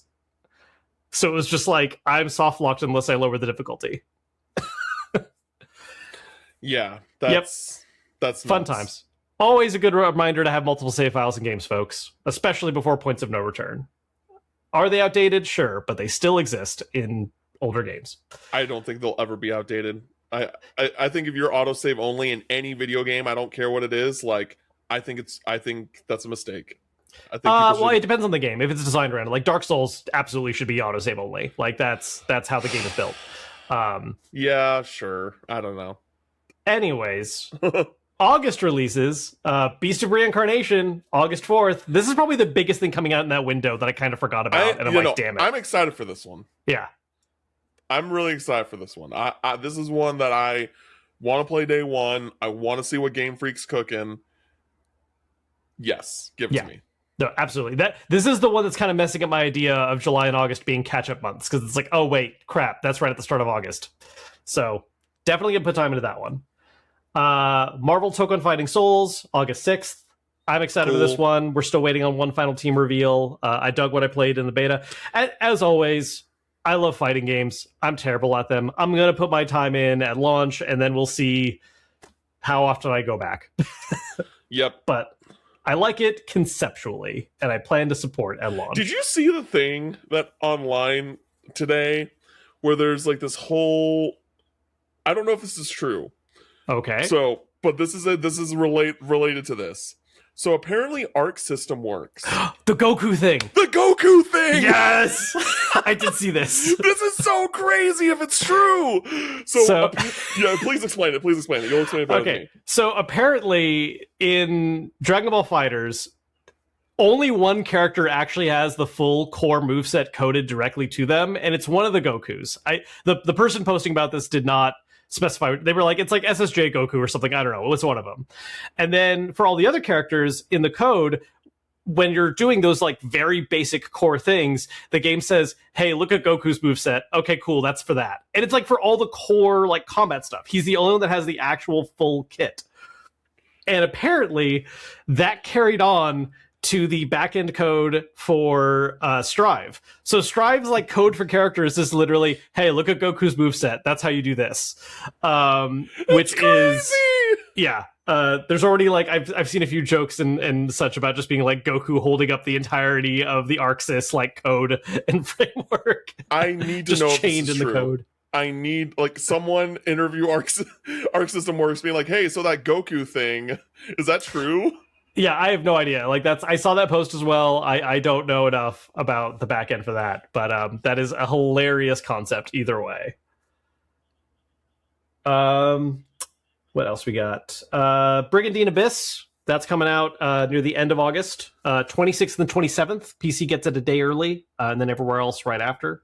I don't know if there's a more intimidating video game I've ever made. Like, there's like, hey, we have like, what was it, like 5, 7, like 80 plus hour campaigns, like unique 80 plus hour campaigns.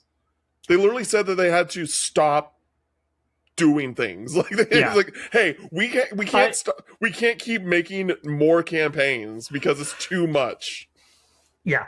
That's a lot, and especially happening right before the September rush. Like that's a lot of hour investment, but I might try. I don't know if I'll ever actually like play through that entire game because it's just one, it's a tactics game, and I'm very slow with tactics games. Two, it's just so long, and I'm just like, I would just tap out. I don't know. I'd just be like, nope, don't need to do this again. I will say the original Brigandine was definitely a little too dry even for me. And I didn't play the demo for this one, so I don't know how it stacks and compares. Based on what I was hearing other folks say, like you and Dala and really the whole Pursuit crew, they were sounding a lot higher on it than I was feeling about the first one. So I'm kind of like, okay, like maybe there's some good changes and updates on this one that's going to make it like work for me. It's cool. It's like it'll stand out versus like a Fire Emblem or a Final Fantasy Tactics. It very much has its own identity. It's using hexagons, so it's already 1+ right there. No squares, hexagons. It's a better system because it's equidistant from each center point. Anyways, going on to September. Not an Eastern dev, but it is Bandai Namco publishing it, so I just want to shout it out. Blood of the Dawnwalker, September 3rd. This is one of those ones where I'm very, like, I feel like there is so much hype around this one based on the, like, who is making it and what other big game it's similar to kind of situation, you know what I mean? Like, everyone's like, oh, it's from the Witcher 3 guys. It's like, okay. I don't think I knew that Bandai was publishing that. Did I find something wrong? They are. Okay. You're correct. I just didn't know that. Yeah, didn't catch that. Yeah. Yeah, Bandai Namco is publishing it, so, yeah. Oh. Interesting. But you know what else is coming out on the same day that I absolutely know you and I are going to prioritize more so? Orbitals. Yeah. That game is going to be so freaking good. I'm so excited. I'm so glad that, like, because September sucks, but at least this is like right at the start where there's a nice gap before everything else. Yes, and it's getting a physical release. A true physical on Switch too. Absolutely. Please support folks. Those that care about physical. That's a real one. Yeah, I pre-ordered my copy. I'm like, yep, same. Day one. Yep, absolutely. Marvel's Wolverine, Sony's big AAA tentpole release for this year. Day one. Yeah, September 15th. Absolutely excited for that one. Can't wait. I think it'll be a fun time. Yeah. We'll see how I feel about it overall, but... Yeah, it's going to be, at minimum, a solid 8 out of 10. Yeah. And that's perfectly okay with me. Yeah. Then there is the RPG day that is September 17th, where we have not one, not two, but 3 games all coming out at once. One of these is definitely... I feel like one of them's got to get delayed. First off, Cam's, personal #1 hyped game of the year, Trail's second chapter is dropping on that day. One of my most hyped releases of the year, Fire Emblem Fortune's Weave. I'm also very excited. I know, I'm just saying, like, but you're more excited. It's my top. No, I'm not saying I'm more excited than you. Just and then the game that might get pushed back, I don't know, maybe they'll stick with it. Another Eden Begins is dropping on that day as well. For those that don't remember what this is, that is part of the trend we're seeing of gacha games adapted to like just proper traditional system releases.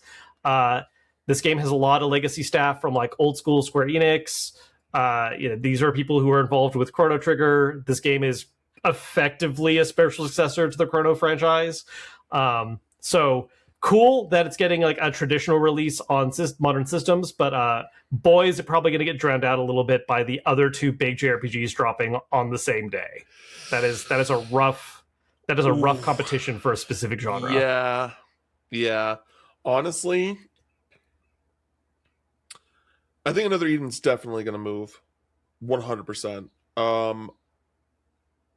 Trails is tough.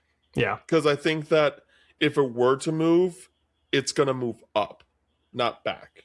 Sooner, yeah. Yeah. And I'm wondering, would it be able to do that? Like, what if they released it on September 10th next to the Crossbell games? I don't think that's going to affect them. Sure. In a real way. And then they get that 1 week before Fire Emblem. Because, like, Trails fans are going to show up day one for sure. Yeah. No, the core fandom is there. Having that 1 week, similar to, like, first chapter, where that 1 week, it was, like, #2 on the eShop. It was, like, it was there. Yeah.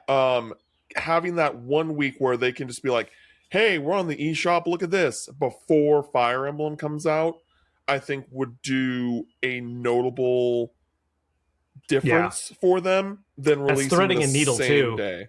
Yeah, because that puts it perfectly a week between Orbitals and Fire Emblem. It would pace them out that way. Uh, Yes. And Orbitals obviously people are very excited for. I don't think that there's a huge Venn diagram between people Sure, I for was just talking about in terms of Orbitals. eShop rankings. I just feel Sure. like Yeah. Orbitals is probably going to do some decent numbers, especially because it is a Switch exclusive as far as consoles go. Yeah, So it's gonna be like Orbitals, Fire Emblem, and Trails for like the first half of September. That's gonna yeah, like be what that eShop looks like there. Um and so yeah, that's gonna be it's gonna be very interesting to see what happens there. Like Nintendo's not gonna move. They don't need, you know what I mean? But like, Nintendo doesn't care. Yeah, yeah, Gung Ho, like I don't think that they're going to bleed because of Fire Emblem, but I think that they could gain more if they sure. released that week earlier. But also like PM Studios is doing their collector edition. If I remember correctly, PM Studios like basically made the commitment like, hey, this is gonna be, if I remember correctly, I may be misremembering, that they were like, hey, we want these to come out and be delivered on release day. Maybe that kind of makes things a little bit muddy. Who knows? PM Studios knows. Yep.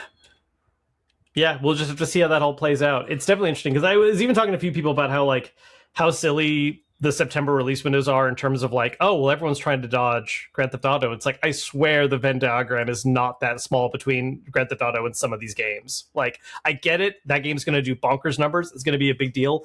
But I feel like Trails and Fire Emblem have so much more direct competition with one another than they ever would with GTA 6. Like, it's just, it's 100%. like, not saying that guy doesn't exist, but it is not a ton of people, relatively speaking. Yeah. Moving on, Silent Hill Townfall on September 24th. Silent Hill IP is at least Japanese based. I'm excited for this one. I really love what we saw behind closed doors. Agreed. You know me, I'm not a horror guy, but what I saw of Silent Hill Townfall was really cool, really impressive, especially considering like how small that team is. I'm stoked. Yeah, looks great. Onimusha, Way of the Sword, coming out the next day on the 25th.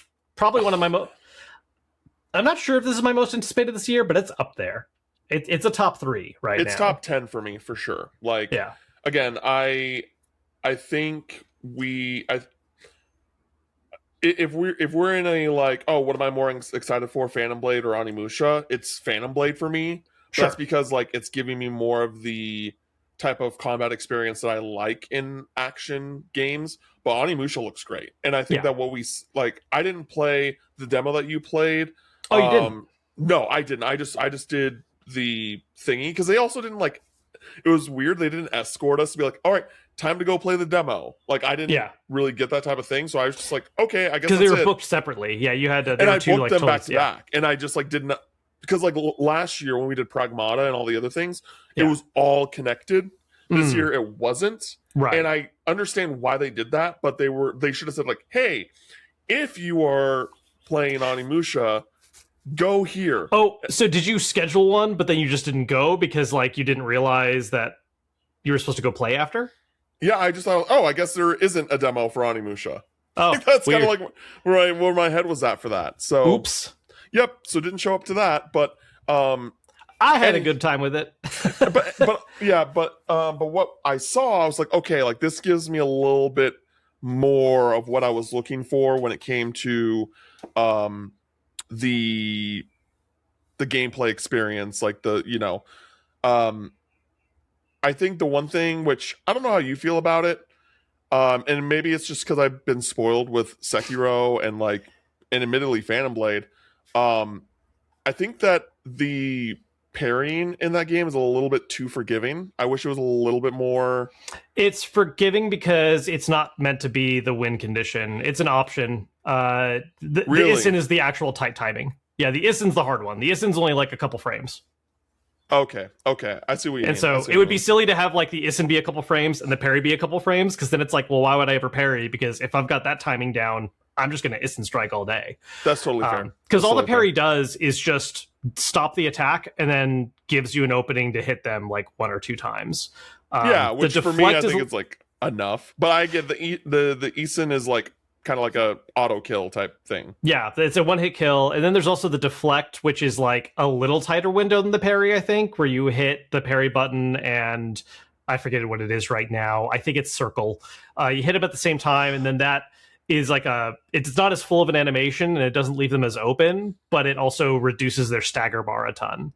One of the things I really dug about Onimusha is that you just have so many different tools and they're all kind of viable, and you're kind of rewarded for adapting based on the enemies instead of it just being like, you're going to parry. Parrying is the answer. Parry is what you need to do. Parry, yep. And then the sometimes different parry. So, yeah. I like it. It gives you more, I think it's more experimentation favored instead of like, this is the specific answer you have to use. That's fair. And I mean, like, I think that Phantom Blade doesn't do that too. Like, it's not like, oh, parry is like the way to winning. But like when you implement the Eason thing, which I honestly completely forgot about, that makes more sense. Like, there's like, okay, there's like a reason for that. Okay, cool. Yeah, super excited for it. Have it pre-ordered. Can't wait. Yep, good times. October, Ace Combat 8, October 2nd. I have no further thoughts other than I know there's a lot of sickos that love this series. I'm happy for them. Birds fly plane. Plane flies. Planes do fly. This is true. Castlevania Belmont's Curse, that's 100% my speed, and that's coming out October 15th. Did you see there's a Steelbook edition that's apparently only in Europe? I did. That really hurts because it looks very pretty. I don't like the UK boxes for Switch because it has a different font and it's in the center of the spine instead of like the format. Does that hold true for Steelbooks too, though? Because Steelbooks kind of abandoned the general design anyways. The Steelbooks don't, but the original, like the normal case does. Got it. Also, speaking of that, because I completely forgot about that news when it comes to games with a UK box art or a English, Peggy box art, Chained Echoes is getting a physical release through Super Rare Games. Yes, and that's up for pre-order. It's like a limited pre-order window. So if you want Chained Echoes on Switch physical, go over there and buy that. Continue. That is a good one to shout out, though. Tales of Eternia Remastered. We're finally getting some older Tales games. October 16th. So that's a day after. But exciting nonetheless. Again, I think I'm more excited for what this means about what other games might be coming back, but Eternia is a really solid entry, and I know a few folks who love that one a lot, so cool that's coming back. Final Fantasy Resonance, one of the surprising kind of new games coming out this year. That's happening on the 22nd. Yep. I can't wait for that one. Excited. The box art goes so hard. No, it looks very good. I'm very happy with a lot of stuff we're hearing about this one. Again, it's another mobile game adaptation, but it kind of sounds like they're putting a little bit more into how this one's being done compared to how Octopath Traveler 0 was, although that had some big changes too, because like obviously all the town building stuff and that whole specific plot line was a new addition. But yeah, super awesome looking game. Nintendo Switch Sports Resort on the same day, 22nd. I think we both know our choice on this one. One Piece Grand Gourmet, another direct title that was revealed. That's on the 23rd. And then, as we were talking about earlier, a game you're excited for, and I am as well, Phantom Blade Zero on the 29th. Like, I can say that I have played that game. I can't give thoughts into what I experienced. Sure. We're going to save that for a video once we actually can. But I cannot wait for that full game. I cannot wait. It's not exactly Sekiro. Sure. But it is the closest thing we've ever gotten. and that's why I'm super excited. There's not really any other games like Sekiro that's come out. I just don't personally see how it's like Sekiro is where I'm confused. I think for me, it's just the fast on your toe, like sword action. Sure. That isn't like the character action that you get from like a Bayonetta or a DMC. No, it's a midpoint. You know what I Yeah, mean? because their whole thing is they're doing like a midpoint between a Souls-like and a character action game. It's kind of like and so like it's not as point. it's not as like technical as, and because you did too, you played it too. Yeah. We played it at the same time. And I also played the demo from way back. We did like 2 years ago. Yeah, that was a couple of years ago. We're talking about like what we played at SGF. Like we can say that we really enjoyed it, but we can't say like the specifics. Details. Yeah. And I just think that it does, like you said, it very much kind of meets in the middle, and it just kind of gives me a lot of the satisfaction of the boss fights of Sekiro in this game, even though it's not as technical. It's not as like you have to be on your toes about things, and the parrying isn't as precise as Sekiro, but it still just like feels really good, if that makes sense. And so like this is like, oh, it's not a 1-for-1, but it's the closest thing to scratch that itch that I've wanted from Sekiro, from a game like Sekiro, for so long now. Because again, I want a new Sekiro over anything from Software could potentially do, but I don't know if that'll ever happen, unfortunately. Yeah, I also don't know who actually has the rights on that. Is that with them or is that with Activision? Activision was the publisher. I don't know if I don't know if they own the rights. That's what I mean. Yeah, like did the name and everything stick with Activision? Because that is the issue that it comes up with publishers. Because that's also why Bloodborne is trapped with Sony forever. Because it is owned by From Software. Oh, okay. There you go. Yep. November, where there's a grand total of like 4 games coming out, because one of them is Grand Theft Auto 6, so everyone's afraid to release. But there is one JRPG coming out that month, and it's Metaphor ReFantazio for Switch 2. So cool. Yeah, it's gonna be very funny to see if anyone, because like we have a bunch of games that haven't locked in release dates for this year still, so it's like maybe some of those will go to November. Maybe some of the September ones will push back to November. It's just like, y'all, I get it. GTA 6 is intimidating, but like the Venn diagram for your game specifically is not necessarily that game. Yeah, I still think that most of the big games of this year, all the big AAA, like Wolverine's not moving. Right, like none of the big AAA, like the tentpole releases from all the established devs, those aren't moving. Definitely. Everything else I feel like has way more flexible room than maybe they are giving credit. But I don't know. I'm not a marketer. I'm just a guy that plays games. December. The only locked in games for that right now are Xenoblade Chronicles 3 getting its Switch 2 edition on the 3rd. That's the digital one, with the physical release coming at a later date. And then Dragon Quest Monsters: The Wither World on the same day, December 3rd. Dope. Yeah. So that's everything with locked in release dates. There's definitely some more stuff that just is kind of nebulously like, maybe this is happening in 26 still. We'll find out. But that's everything listed for this year. There's some good stuff, man. I gotta kind of relook at how the last couple, because like I really loved the last couple of years in terms of like kind of taking a look back at everything that dropped. And I'm not sure where this one ranks in comparison just yet, because obviously we haven't played everything that's come out yet. But there's some big names dropping. Yeah, I don't remember what year it was, but there's definitely a year where people were like really high on the year of releases, and I was like, I think it was 24. Yeah, maybe I was like, I don't know if I agree with that, but this year is shaping up to be real good stuff. But yeah, and then we have next year Persona 4 Revival on the 18th of May or February, I believe. February. Which is dope. Can't wait for that. Just like obviously that game is like not done, but I feel like it's pretty close. It's like, do we really have to wait all till February for that? We do, and you should be thankful for it, because you're not trying to fit that next to like Trail's second chapter and everything else. Oh, but if it released in November, like I'd be like, sure. Like I'm definitely playing that over like GTA. But yeah, are you planning on picking up GTA? Like, do you care at all? Because like here's the thing. Like GTA 6 is going to sell well. Like I'm not no part of me is going to say that's not happening.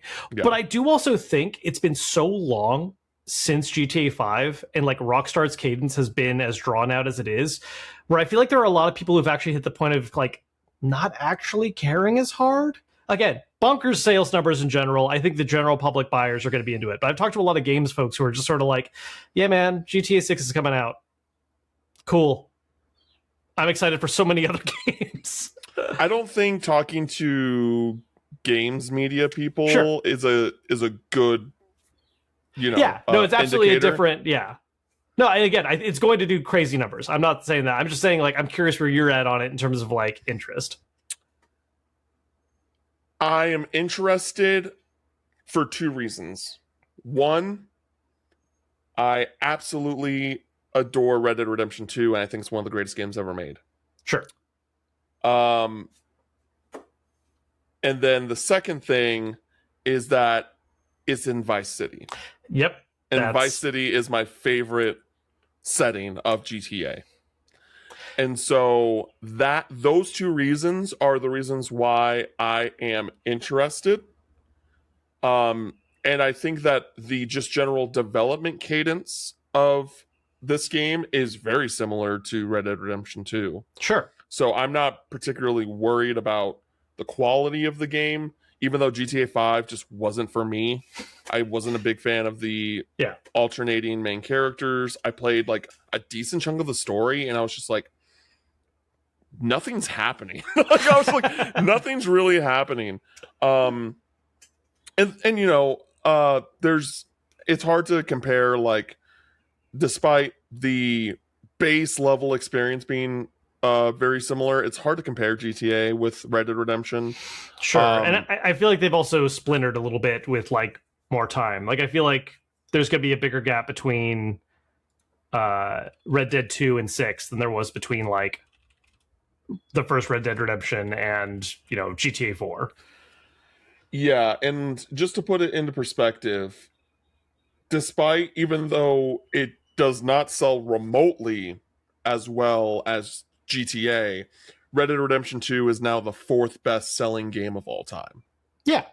No, Rockstar games sell. Like, there's no question. Like, here. Yeah. And so it's just, it has sold 79 million units, and like, what's GTA 5 at? Across 3 generations of consoles that's been released 230 million. Yeah. So like the gap is wide here, Yeah. But I mean, it also got re-released way more times, along with like a online component that got better support than Red Dead 2 did. For sure. And I think that Red Dead Redemption 2 will probably get a re-release next console generation, after GTA 6 is like kind of, they've done like that first big wave of things. Sure. But yeah, it's something where am I picking up day one? No. But if I like see gameplay and I'm like, oh, this actually looks like kind of sexy, like, that type of thing, then I'll buy it. I will buy it eventually, 100%. It's just kind of the question as to when. Yeah. Because Red Dead Redemption 2, I was just like, oh, this is a day one. This is the easiest pickup, like, because I loved the first game. But GTA 5, like, it's just a little bit more hit and miss with me because I didn't really care for 5. I thought 4 was great. I thought Vice City was great. I didn't play San Andreas widely enough. I really want to actually go back and play that. And then there's not Rockstar directly, but I loved LA Noire. I loved that game. I'm probably higher on that game than most people. But that's also because I loved the setting. I love the time of history, that type of thing. But in general, like, I would say my hype meter for GTA 6 is like a 7 out of 10. Like, not a day one pickup. Definitely curious to see more about it. Could potentially sway me and change my mind by the time it releases, depending on what they show. Sure. But in general, like, I don't see myself picking this up day one based off of just other games coming out and my priorities there. But also, like, this is an event, right? This is like Oh yeah, an event that only happens every so often. That especially nowadays.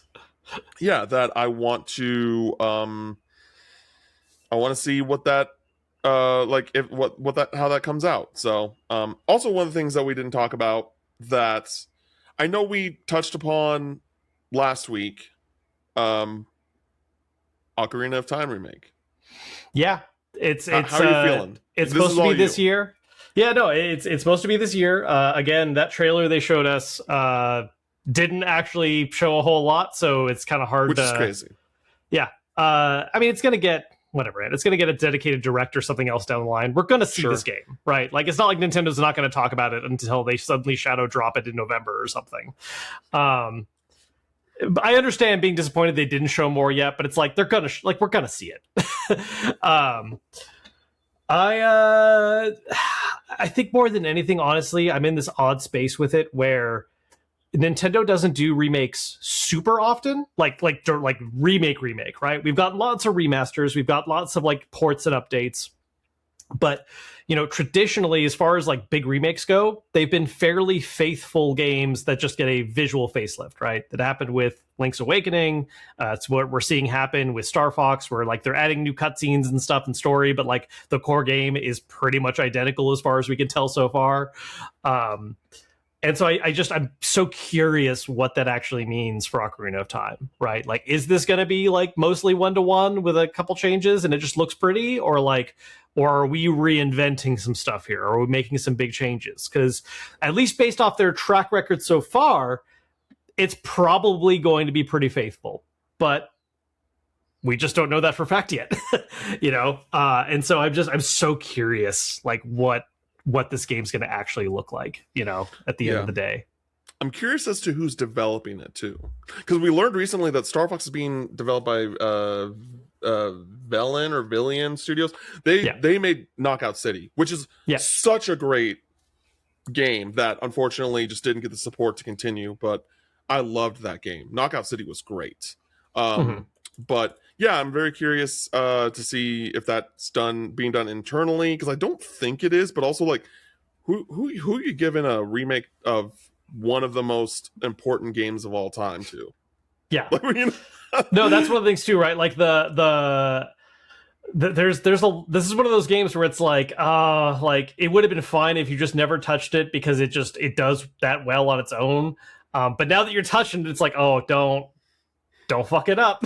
Like, you know what I mean? It's just you've now chosen to do this, so yeah. Where I stand with the remakes is just like, if the remake doesn't meet expectations, that sucks. But the original's always there, of course. But then if it is good, that's great, you know, obviously. So we'll see. But I wanted to kind of gauge your hype meter on that too, because I'm not playing it because big ass spiders. But I'm definitely in the territory of like curiosity, cautious optimism. It's just one of those things where it's like, all we really have is the concept, right? And like one frame that is probably not representative of the entirety of how the game looks. Like, we just know so little other than it's happening that it's like, I want to know more. And then once we get that next like bigger trailer or whatever, like, you know, overview type thing Nintendo drops randomly on a Tuesday morning through the Today app, who knows? That's when I'll probably have some more takes to share. For now, all I can say is don't mess up. Yeah, and I think part of it is that they want to. The reason why we haven't seen a lot and they haven't given us a release date is that they want kind of like their summer games to come out. Sure. And then once those summer games have come out, they can be like, all right, here's your release date now. Yeah, I mean, we're probably gonna get a fall direct, and that will probably highlight and reveal more of that game and lock in a couple of the release dates for some other stuff. Like, yeah. Well, there you have it, folks. We went over the release schedule for the rest of 2026 as well as early 2027. Oh, well, we do also have Final Fantasy VII Revelation, but I feel like we talked about that enough last week. We kind of like talked about everything that we can really say about that at this point. I mean, and that's a next year problem anyways. Yeah. But outside of, can't wait. Cannot wait about that. Kevin, Do you have anything else for the people before we dip out? Not today. All right, everybody. You can follow me on socials at Cam Final Mix, and you can follow Kevin on socials at Kevin Kenson. Thank you, everybody, for listening to this week's episode of the podcast. And until next time, we'll catch you later. Later.